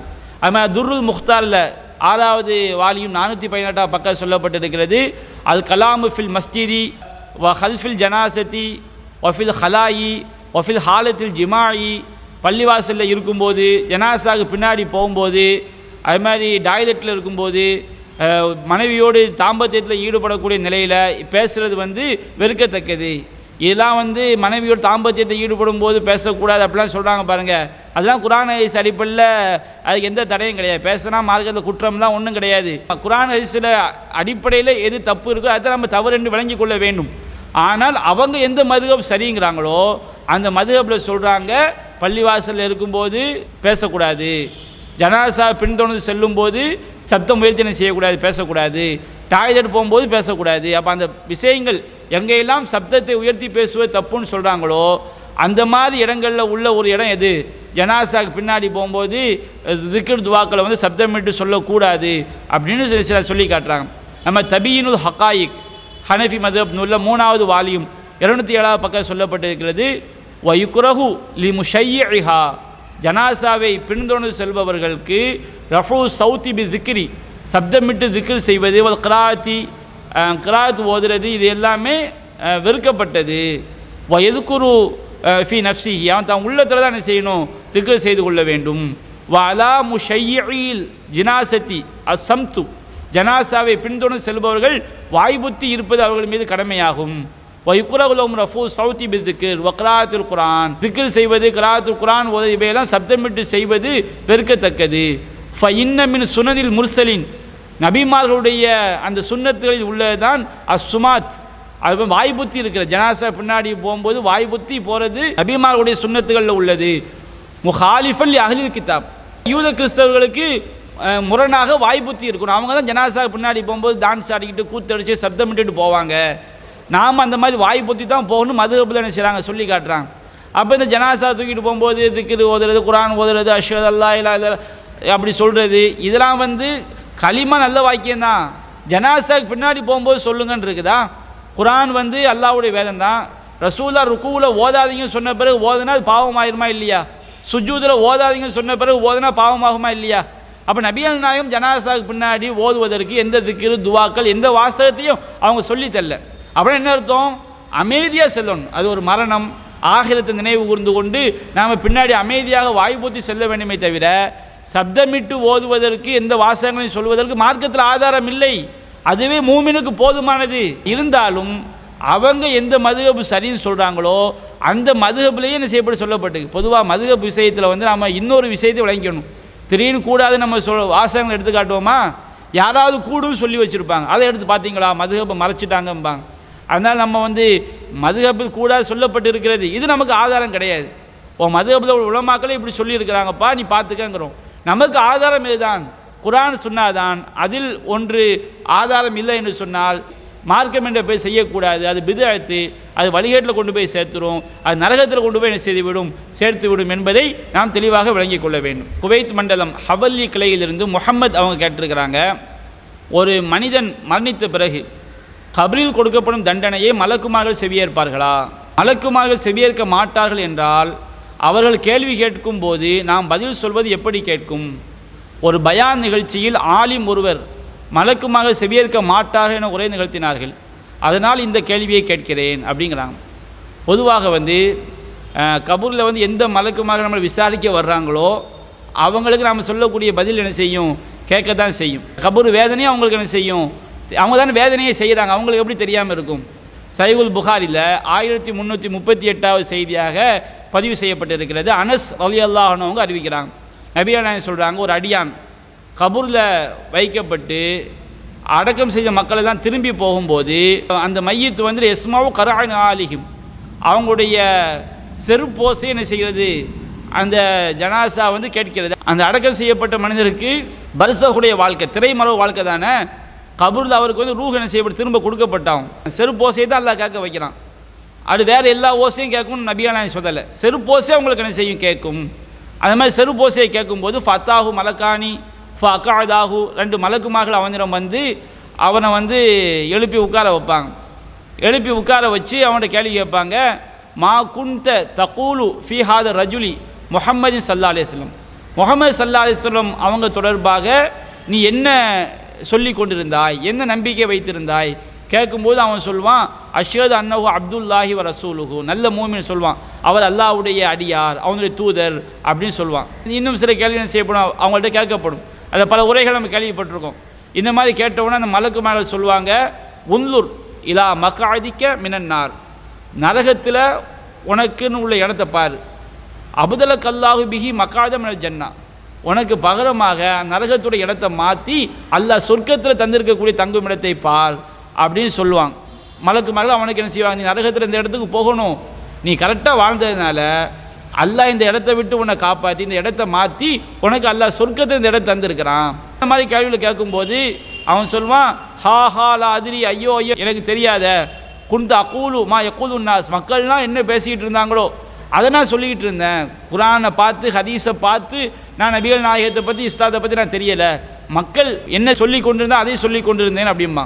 அப்போ மலக்குமார்கள் சொல்லுவாங்க, லா தரைத்த, நீ குரான் சுன்னாவை பார்த்து சிந்திக்கவும் இல்லை, வலா தலைத்த, நீ குரான் சுன்னாவை படிக்கவும் இல்லை, சும்ம யுல்ரபு பி மித்ரகத்தி மின் ஹதீதின், பிறகு என்ன செய்வாங்க, இரும்பு சம்பட்டியால் ஒரு அடி லர்பத்தன் ஃபைன உதுனை, அவனுடைய 2 காதுக்கு மத்தியில் ஒரு அடி என்ன செய்யப்படும், இரும்பு சம்மட்டியால் அடிக்கப்படும். ஃபயஸீஹு சைஹத்தன், அவன் ஒரு சத்தம் போடுவான். ஃபயஸ்மஹா ம யலீஹி இல்ல தக்கலேன், அவனுக்கு பக்கத்தில் உள்ளவர்கள், பக்கத்தில் யார் இருக்கிறாங்க, மலக்குமார்கள், அவங்க என்ன செய்வாங்க, செவியேற்பார்கள். மனுஷன் சின்ன தவிர பக்கத்தில் உள்ள மற்ற எல்லா பொருட்களும் என்ன செய்யும், மலக்குமார்கள் உட்பட அங்கே இருந்தாங்கன்னா எல்லோரும் என்ன செய்ய செவியேற்பார்கள் அப்படின்னு நபிகள் சொல்லி காட்டுறாங்க. பக்கத்தில் இருக்கக்கூடிய மலக்கும் செவியேற்பாங்க, மனுஷன் சின்ன தவிர உலகத்தில் உள்ள எல்லாமே செவியேற்கும் என்ன செய்யப்பட்டிருக்கு, அகமதில் சொல்லப்பட்டிருக்கு. பக்கத்தில் உள்ளவங்களும் கேட்பாங்க, உலகத்தில் உள்ள எல்லாருமே கேட்பாங்க, உலகத்தில் இருந்தால் மனுஷன் சின்ன தவிர.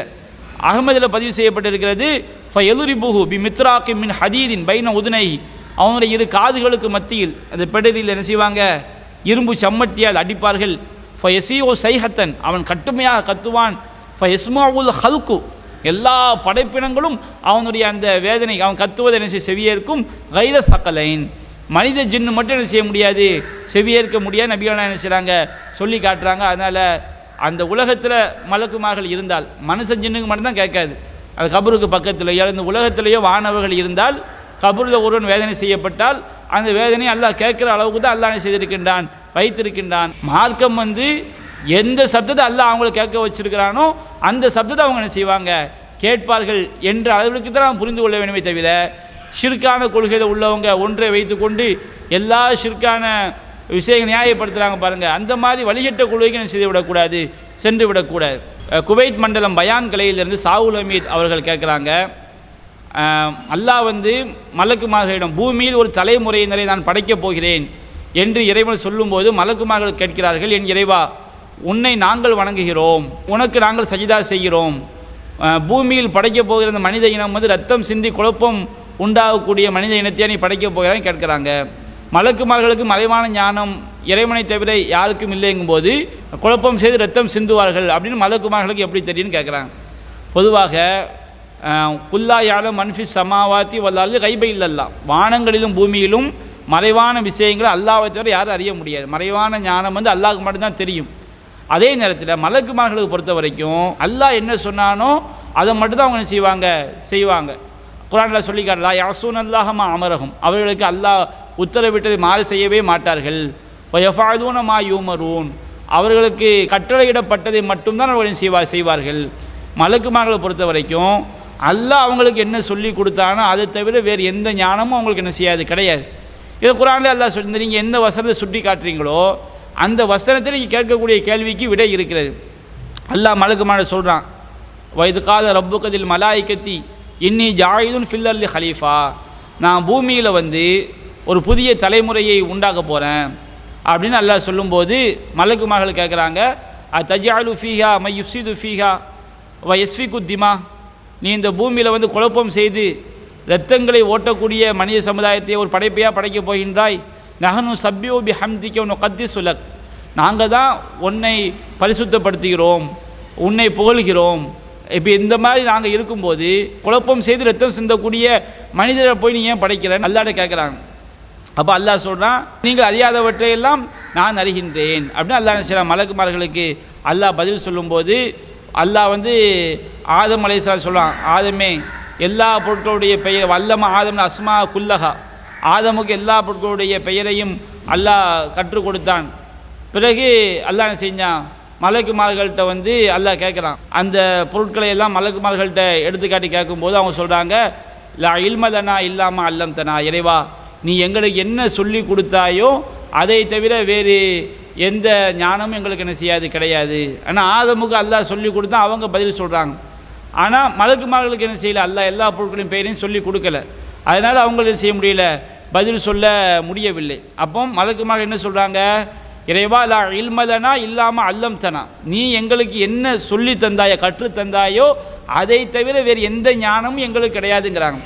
அப்போ இந்த மனித படைப்பு வந்து பூமியில் குழப்பம் செய்வாங்க, ரத்தம் சிந்துவாங்க அப்படிங்கிற அந்த விஷயத்தை மலக்குமார்களுக்கு அல்லாஹ் சொல்லி கொடுத்துருக்குறான். சொல்லி கொடுக்க போய் தான் மலக்குமார்கள் கேட்குறாங்க, பூமியில் ரத்தம் குழப்பம் செஞ்சு ரத்தம் சிந்தக்கூடிய படைப்பினையும் படைக்க போகிறாய். ஏன்னா மலக்குமார்கள் சொல்கிறாங்களே லா இல்மதனா இல்லாமல் அல்லம்தனா, நீ சொல்லி தந்ததை தவிர வேறு எதுவும் எங்களுக்கு கிடையாதுன்னு மலக்குமார்கள் சொல்லும்போது அல்லாஹ்வே நீ செய்திருக்கின்றான், மனிதர்கள்ட்ட தன்மை உண்டு என்பதை மலக்குமார்களுக்கு சொல்ல போய் தான் அவங்க இந்த கேள்வியை செய்திருக்கிறார்கள், கேட்டிருக்கிறார்கள் என்பதை நாம் அந்த குர்ஆனுடைய வசனங்களிலிருந்து நம்ம செய்ய முடிகிறது, விளங்கி கொள்ள முடிகிறது. இது அதற்குரிய பதில். மலக்குமார்கள் மறைவான ஞானம்லாம் கிடையாது, அல்லாஹ் சொல்லி கொடுத்துட்டான். மனுஷனாக இருந்தால் அவன் குழப்பம் பண்ணுவான், ஒருத்தனை வெட்டிக்கிட்டு ரத்தம் சிந்துவான், அல்லாஹ் இந்த மாதிரி தன்மை மனுஷனை நான் கொடுத்துருக்கிறேன் அப்படியே அல்லாஹ் மலக்குமார்கள் சொல்லி கொடுத்துருக்குறான் மனுஷனை படைக்கிறதுக்கு முன்னாடியே. இல்மு வந்து அல்லாஹ் சொல்லி கொடுத்ததுனால மலக்குமார்கள் தெரிந்து விட்டது. அதனால தான் அவங்க என்ன செய்கிறாங்க, அந்த கேள்வியை வந்து அல்லாஹ் என்ன செய்கிறாங்க கேட்குறாங்க. அவங்களாவே சுயமாக என்ன செய்யலை, கண்டுபிடிக்கவில்லை, அல்லாஹ் சொல்லி கொடுத்த ஞானத்தின் மூலமாக தான் அவங்க என்ன செய்கிறாங்க, அந்த கேள்வியை கேட்கிறார்கள். குவைத் மண்டலத்தில் அபூபக்கர் அவர்கள் கேட்குறாங்க, கணவன் மனைவிக்கிடையே சண்டை வரும்போது மனைவியோ அல்லது கணவனோ அவங்க தவறை உணர்ந்து கொள்வதற்காக 3 நாட்களுக்கு மேல் பேசாமல் இருக்கலாமா? கணவன் மனைவி மத்தியில் பிரச்சனை இருக்கும்போது ஒரு கணவன் என்ன செய்கிறான், தன் மனைவி செஞ்ச தப்பை வந்து அவள் உணரணும் அப்படிங்கிறதுக்காண்டி 3 நாளைக்கு மேலே பேசாமல் இருக்கலாமா? அது மனைவி என்ன செய்யலாம், தன் கணவன் செய்யக்கூடிய தப்பை அவர் உணரணுங்கிறதுக்காண்டி கணவன்ட்டு மனைவி 3 நாளைக்கு மேலே பேசாமல் இருக்கலாமா? ஏன்னா 3 நாளைக்கு மேலே பேசாமல் இருக்கக்கூட ஹதீஸில் இருக்குது. அதனால் அந்த கேள்வி என்ன செய்கிறாங்க, அவங்க கேட்குறாங்க. பொதுவாக வந்து கணவன் மனைவி மட்டுமல்ல, எந்த ஒரு மூமெண்ட்டையும் 3 நாளைக்கு மேல் பேசாமல் இருப்பது வந்து அது பாவம்னு மார்க்கம் சொல்லி காட்டுது. நபிகள் நாயகம் சொல்கிறாங்க, சஹீஹுல் புகாரியில் 6077வது செய்தியாக பதிவு செய்யப்பட்டிருக்கிறது, லா யஹில்லு லி ரஜுலின் ஐயஹுஜுர் அஹாஹு ஃபௌக சலாசி லயாலின், 3 இரவுகளுக்கு மேல் 3 நாட்களுக்கு மேல் தன்னுடைய சகோதரனை வெறுத்து ஒதுக்குவது ஒரு எந்த மனிதனுக்கும் தகுதியானதல்ல, ஆகுமானதல்ல. 2 பேரும் சந்திக்கும் போது இவன் அங்கே மோகத்தை திருப்புறான், அவங்க மோகத்தை திருப்புறான், இந்த மாதிரி செய்யக்கூடாது. வ ஹைருஹும் அல்லதி எபுதவு பிஸ்ஸலாம், அந்த 2 பேரில் சிறந்தவர் யாருன்னா யார் முதல்ல சலாம் சொல்லி ஆரம்பிக்கிறாரோ அவர் தான் சிறந்தவர் அப்படின்னு நபிகள் சொல்லி காட்டுறாங்க. அப்போ பொதுவாகவே மூமின்கள் வந்து ஒருவருக்கு ஒருவர் செய்யக்கூடாது, அவங்க வந்து 3 நாளைக்கு மேலே பேசாமல் இருக்கக்கூடாது அப்படின்னு இஸ்லாம் சொல்லி காட்டுது. அப்போ அப்படி இருக்கும்போது கணவன் மனைவி உறவு என்பது நெருங்கிய ஒரு உறவு. அப்போ கணவன்ட ஒரு குறை இருக்கும் என்று சொன்னால் அதை அழகிய முறையை சுட்டி காட்டுவதுதான் மனைவி கடமை. மனைவியிட ஒரு குறை இருக்கும் என்று சொன்னால் அது அழகிய முறையை சுட்டி காட்டுவதுதான் கணவனுக்கு கடமை. பேசாமல் வெறுத்து ஒதுங்க மார்க்கம் சொல்லவில்லை. அல்லாஹ் குர்ஆனில் வந்து கணவனுக்கு அல்லாஹ் உத்தரவிடுகின்றான். 4வது அத்தியாயம் 19வது வசனத்தில் வாஷிருஹுன்ன பில் மஅரூஃப், நீங்கள் வந்து அவங்கள்ட்ட அழகிய முறையில் வாழ்க்கை நடத்துங்கள். ஃபைன் கரிஹுத்துமூஹுன்ன, அவங்களை நீங்கள் வெறுத்தால் ஃபாசான் தக்ரஹு ஷையன், நீங்கள் ஒன்றை வெறுக்கலாம். வயஜஅலல்லாஹு ஃபீ கைரன் கஸீரா, நீங்கள் வெறுக்கக்கூடிய அந்த விஷயத்தில் அல்லாஹ் ஏராளமான நன்மையை அல்லாஹ் வைத்திருப்பான். மனைவிட்ட ஒரு குணம் பிடிக்காட்டா கூட நீங்கள் வந்து அழகிய முறையில் வாழ்க்கை நடத்துக்குன்னு அல்லாஹ் என்ன செய்கின்றான், உத்தரவு விடுகின்றான். மனைவியை வெறுத்து அல்லாஹ் ஒதுக்க சொல்லலை. நபிகள் நாயகம் சொல்கிறாங்க, முஸ்லீமில் பதிவு செய்யப்பட்டிருக்கிறது, லா யஃப்ருக் மூமினுன் மூமினத்தன், எந்த ஒரு மூமினான ஆணும் ஒரு மூமினான பெண்ணை வெறுக்க வேண்டாம். மின் கரிய மின்கா ஹுலுக்கன், ஒரு குணத்தை மனைவிட்ட வெறுத்தா ரலிய மின்கா ஆகற, அவளிடம் உள்ள இன்னொரு குணத்தை கொண்டு அவன் திருப்தி அடைந்து கொள்ளட்டும். வெறுக்கக்கூடாது அல்லாஹ் சொல்லி காட்டுறான். பேசாமல் இருக்கக்கூடாது, வெறுக்கக்கூடாது. மனைவி வந்து அவங்கள்ட்ட வந்து ஒரு பிரச்சனையை கணவன் பார்க்குறான், அப்போ இஸ்லாம் வழிகாட்டுது பேசாமல் இருங்க அப்படின்னு தான் இஸ்லாம் சொல்லலை. அல்லாஹ் சூரத்து நிசாவில் 34வது வசனத்தை அல்லாஹ் சொல்லி காட்டுகின்றான், உன் மனைவிமார்கள்ட்டேருந்து நீங்கள் வந்து ஒரு பிரச்சனையை நீங்கள் கேட்டால் ஃபைலூஹுன்ன, அவங்களுக்கு வந்து நீங்கள் உபதேசம் பண்ணுங்கள், நல்ல வந்து அறிவுரை சொல்லணும். அறிவுரை சொல்லி கேட்கலையா வஹஜுருஹுன்ன ஃபில் மலாஜி, படிக்கலை விலைக்கு வைங்க, பேசியிருக்கணும். மனைவியோடு செய்யக்கூடிய தாம்பத்தியத்தில் ஈடுபடாமல் அப்படி ஒரு புறக்கணிப்பை காட்டணும். அடுத்து ஃபைன் வலுரிபூஹுன்ன, அவங்கள அடியுங்க, அடிக்கும்போது கூட காயம்படாத அளவுக்கு அடிக்கணும். கன்னத்தில் என்ன செய்யக்கூடாது, முகத்தில் அடிக்கக்கூடாது, அப்படிலாம் வழிகாட்டு ஹதீஸ்களில் இருக்குது. அவளே அடியுங்கள். இந்த 3 வழிமுறையை உபதேசம் பண்ணணும், அது சொல்லி கேட்காத படுக்கையை பிரித்து வைக்கணும், அதில் லேசாக அடிக்கணும். இந்த 3லேயுமே வந்து மனைவிட்ட பேசாமல் இருக்கணும், வரல பேசிக்கொண்டு தான் இருக்கணும். ஆனால் இந்த மாதிரி காரியங்களையும் செய்யுங்க. இந்த 3 செஞ்சுட்டு ஃபைன் அத்தாயினக்கும் அவர்கள் உங்களுக்கு கட்டுப்பட்டு விட்டால் பலா தபுகு அலைகின்ன சபீலா, அவர்களுக்கு எதிராக வேறு வழிகளை தேடாதீர்கள். அப்போ மனைவியோட ஒரு பிரச்சனை வந்தால் கூட அவங்கள்ட்ட பேசாமல் இருங்க, முகத்தை திருப்பிக்கினே இஸ்லாம் சொல்லலை. அவங்களுக்கு அறிவுரை சொல்லுங்கள், படுக்கையில் என்ன செய்யுங்க, விலைக்கு வைங்க, அவங்க லேசாக அடியுங்க. இந்த மாதிரி வழிமுறை இஸ்லாம் என்ன செய்ய சொல்லப்படுகிறது. ஹைருக்கும் லி அஹ்லிஹி, உங்களை சிறந்தவர் யார்? மனைவியிடம் சிறந்தவர் தான் உங்களை சிறந்தவர். வான ஹைருக்கும் லி அஹ்லிஹி, உங்களிலேயே நான் என்னுடைய குடும்பத்தாரிடம் மனைவிமான சிறந்தவனாக இருக்கிறேன் அப்படின்னு நபிகள் சொல்லி காட்டுறாங்க. அப்போ ஒரு கணவனை பொறுத்த வரைக்கும் மனைவிட்ட பேசாமல் வெறுத்து ஒதுங்குவது மார்க்கம் சொல்லலை. ஒரு குணத்தை வெறுத்தா இன்னொரு குணத்தை வச்சு பொருந்திக்க, மனைவியோட அழகிய முறை வாழ்க்கை நடத்துங்க, அவங்க தப்பு செஞ்சாங்கன்னா அவங்களுக்கு உபதேசம் பண்ணுங்க, அப்படி சொல்லி கேட்கலையா படுக்கையை பிரித்து வைங்க, அப்படின்னு சொல்லி கேட்கலையா நீங்கள் லேசாக அடிங்க, அடிக்கும்போது முகத்தில் அடிச்சிடாதீங்க, காயம்படாமல் அடிங்க, இப்படி தான் இஸ்லாம் சொல்லி காட்டுது. மனைவிக்கு இஸ்லாம் சொல்லுது, ஒருவன் இன்னொரு மனிதனுக்கு சஜிதா செய்வதாக இருந்தால் ஒரு மனைவி கணவனுக்கு சஜிதா செய்யுமாறு உத்தரவிட்டிருப்பேன். அல்லாஹ் யாருக்கும் சஜிதா பண்ணக்கூடாது. ஆனால் அந்த மாதிரி சொல்வதாக இருந்தால் கணவனுக்கு மனைவி செய்யுமாறு உத்தரவிட்டிருப்பேன் நபிகள் சொல்லி காட்டுறாங்க. அப்போ இந்த அளவுக்கு மார்க்கம் மனைவி கணவனுக்கு கட்டுப்படும் சொல்லும்போது நாம் பேசாமல் முகத்தை தூக்கி வச்சு பேசாமல் இருக்கலாமான்னு கேட்டால் என்ன செய்யக்கூடாது, அப்படி இருக்கக்கூடாது. அது மாதிரி நபிகள் நாயகம் ஸல்லல்லாஹு அலைஹி வஸல்லம் அவங்க சொல்லி காட்டுறாங்க. ஒரு சஹாபி கேட்குறாங்க, அல்லாஹ்வின் தூதரே ஐயுன்னாசி அலமு ஹக்கல் மராத்தி, ஒரு பெண்ணு யாருக்கு அதிகம் கடமைப்பட்டு இருக்கிறாள்? அப்போ நபிகள் நாயகம் சொன்னாங்க, அவள் ஜௌஜஹா, அவளுடைய கணவனுக்கு அவள் கடமைப்பட்டு இருக்கின்றாள். ஒரு ஆண் யாருக்கு அதிகம் கடமைப்பட்டு இருக்கிறான்? அவனுடைய தாய்க்கு கடமைப்பட்டு இருக்கிறான். அப்போ ஒரு பெண்ணு கணவனுக்கு தான் அதிகம் அவள் கடமைப்பட்டு இருக்கிறார். அந்த கணவன் வெறுக்கக்கூடிய காரியங்களை செய்யக்கூடாது, ஒரு பெண்ணு செய்யக்கூடாது என்று ஏராளமான வழிகாட்டுதலும் மார்க்கத்தில் என்ன செய்யப்பட்டிருக்கு, சொல்லப்பட்டிருக்கு. நபிகள் நாயகம் சொல்கிறாங்க, அபூதாவுதில் பதிவு செய்யப்பட்டிருக்கிறது, அலா உஹ்பிருக பி ஹைரிமா யக்னிசுல் மரு, ஒரு மனிதன் பெறக்கூடிய செல்வங்கள் பொக்கிஷங்களிலேயே சிறந்த பொக்கிஷம், நமக்கு வீடு வாசல் பங்களா இப்படி பல சொத்துக்கள் இருந்தாலும் சிறந்த சொத்து சிறந்த செல்வம் எது? அல் மரத்து சாலிஹா, நல்ல மனைவி. நல்ல மனைவினா யார்? கணவன்ட்டு கோவிச்சுக்கிட்டு பேசாமல் அப்படி இருக்கிறவங்க கிடையாது. நபிகள் சொல்கிறாங்க, இதா நலர இலேகா சர்ரத்துகு, கணவன் அவளை நோக்கினால், பாசத்தோடு அன்போடு நோக்கினால் அவனை மகிழ்விப்பாள். வைதா அமரகா, அவன் அந்த மனைவிக்கு கட்டளை இட்டால் அத்தாத்துகு, அவனுக்கு கட்டுப்படுவாள். வைதா காபா அன்ஹா, அவன் மனைவியிடம் இல்லாமல் வெளியூர் சென்றிருந்தால் வீட்டில் இல்லாமல் இருக்கக்கூடிய நேரத்தில் ஹஃபிலத்துகு, தன்னுடைய கற்பனை செய்வாள், பாதுகாத்து கொள்வாள். இவள் தான் நல்ல மனைவிங்கிறாங்க. அப்போ அத்துன்யா குல்லுஹா மத்தாவுன், உலகம் முழுவதுமே இன்பம் செல்வம். வ ஹைரு மத்தாயி துன்யா மரத்து சாலிஹா, இந்த உலகத்து செல்வங்களே சிறந்தது எது? நல்லொழுக்கம் உள்ள மனைவி நபிகள் நான் சொல்லி காட்டுறாங்க. அதனால் கணவன் மனைவி பேசாமல் இருக்கிறது என்ன கிடையாது, சரி கிடையாது. ஆனால் சில நேரங்கள் என்ன செய்யலாம், அந்த வெறுப்பை வித்தியாசமாக என்ன செய்யலாம், காட்டினா தப்பு கிடையாது. நபிகள் நாயகம் சொல்லி காட்டுறாங்க. புகாரில் 6078 செய்தி பதிவு செய்யப்பட்டிருக்கு. ஆயிஷாட்ட சொல்கிறாங்க, இன்னி இல்லை ஆரிஃபு கதபக்கி ஒரு இலாக்கி, ஆயிஷாவை நீ எப்போ என் மேலே கோபமாக இருப்பீங்க, எப்போ என் மேலே திருப்தியாக இருப்பீங்க எனக்கு தெரியுங்கிறாங்க. அப்போ ஆயிஷா கேட்குறாங்க, வ கைஃப தாரிஃபு தாக்க யார் ரசூலல்லா, அல்லாஹ் இருந்தது நீங்கள் எப்படி அதை கண்டுபிடிக்கிறீங்க? அப்போ ஆயிஷா ரசூல்லா மேலே சில நேரங்கள் என்ன செஞ்சுருக்கிறாங்க, கோபமாக இருந்திருக்கிறாங்க. பேசாமே தான் இருக்க மாட்டாங்க. கோபத்தை அவங்க எப்படி காட்டுறாங்கன்னு பாருங்கள். அவங்க சொல்கிறாங்க, இன்னைக்கு இதா குந்தி ராலியத்தன், நீங்கள் நல்லா திருப்தியாக இருந்தீங்கன்னா சத்தியம் பண்ணும்போது எப்படி சத்தியம் செய்வாங்களாம், பலா ஓ ரப்பி முஹம்மதின், முகம்மதுடைய இறைவன் மீது சத்தியமாக அப்படின்னு சொல்லுவாங்களாம். வைதா குந்தி சாஹித்தன், நீங்கள் ரொம்ப கோபமாக இருந்தீங்கன்னா குல்தி லா வ ரப்பி இப்ராஹிம், இப்ராஹிமுடைய இறைவன் மீது ஆணையாக அப்படி செய்வாங்க. அப்போ ஆயிஷா சொல்கிறாங்க, அல்லாஹ்வின் தூதரே அதை மறுக்கலாம் இல்லை, லஸ்து உஹாஜுரு இல்லஸ்மக், பேரத்தர சொல்லாமல் இருந்தனே தவிர உங்களை நான் வெறுக்கலை. அப்போ கணவன் மனைவிக்கு மத்தியில் ஒரு பிரச்சனை வந்துச்சுன்னா சும்மா அப்படி ஒரு மாதிரி பேசாமல் இருக்கக்கூடாது. அந்த முகத்தை திருப்புறது வைக்கிறது அந்த மாதிரி ஒரு வெறுப்பு அந்த அளவு காட்டிக்கொள்ளாமே தவிர பேசாமல் இருத்தரமே என்ன செய்யாது கிடையாது. பொதுவாக அறிவுரை சொல்லணும். அல்லாஹ் சொல்கிறானா இல்லையா, அல் மூமினூன வல் மூமினாத்து பாதுவும் அவுலியா பாலி, நம்பிக்கை கொண்ட ஆண்களும் நம்பிக்கை கொண்ட பெண்களும் ஒருவருக்கு ஒருவர் பாதுகாவலர்கள். யஅமுரூன பில் மஅரூஃப் வ யன்ஹவுன அனில் முன்கர், அவங்க நன்மையை ஏவி தீமையை தடுப்பாங்க. அப்போ ஒரு மனைவி கணவன்கிட்ட மார்க்கத்துக்கு மாற்றமான காரியங்கள் அல்லது விரும்பாத விஷயங்களை கண்டோம்னா அறிவுரை சொல்லலாம், இப்படி செய்யலாம், பேசாமல் இருக்கக்கூடாது. அந்த அவன்கிட்ட நம்ம வெறுப்பை காட்டுறவங்கிற மாதிரி காரியங்களை செஞ்சுக்கலாம், செய்து கொள்ளலாம்.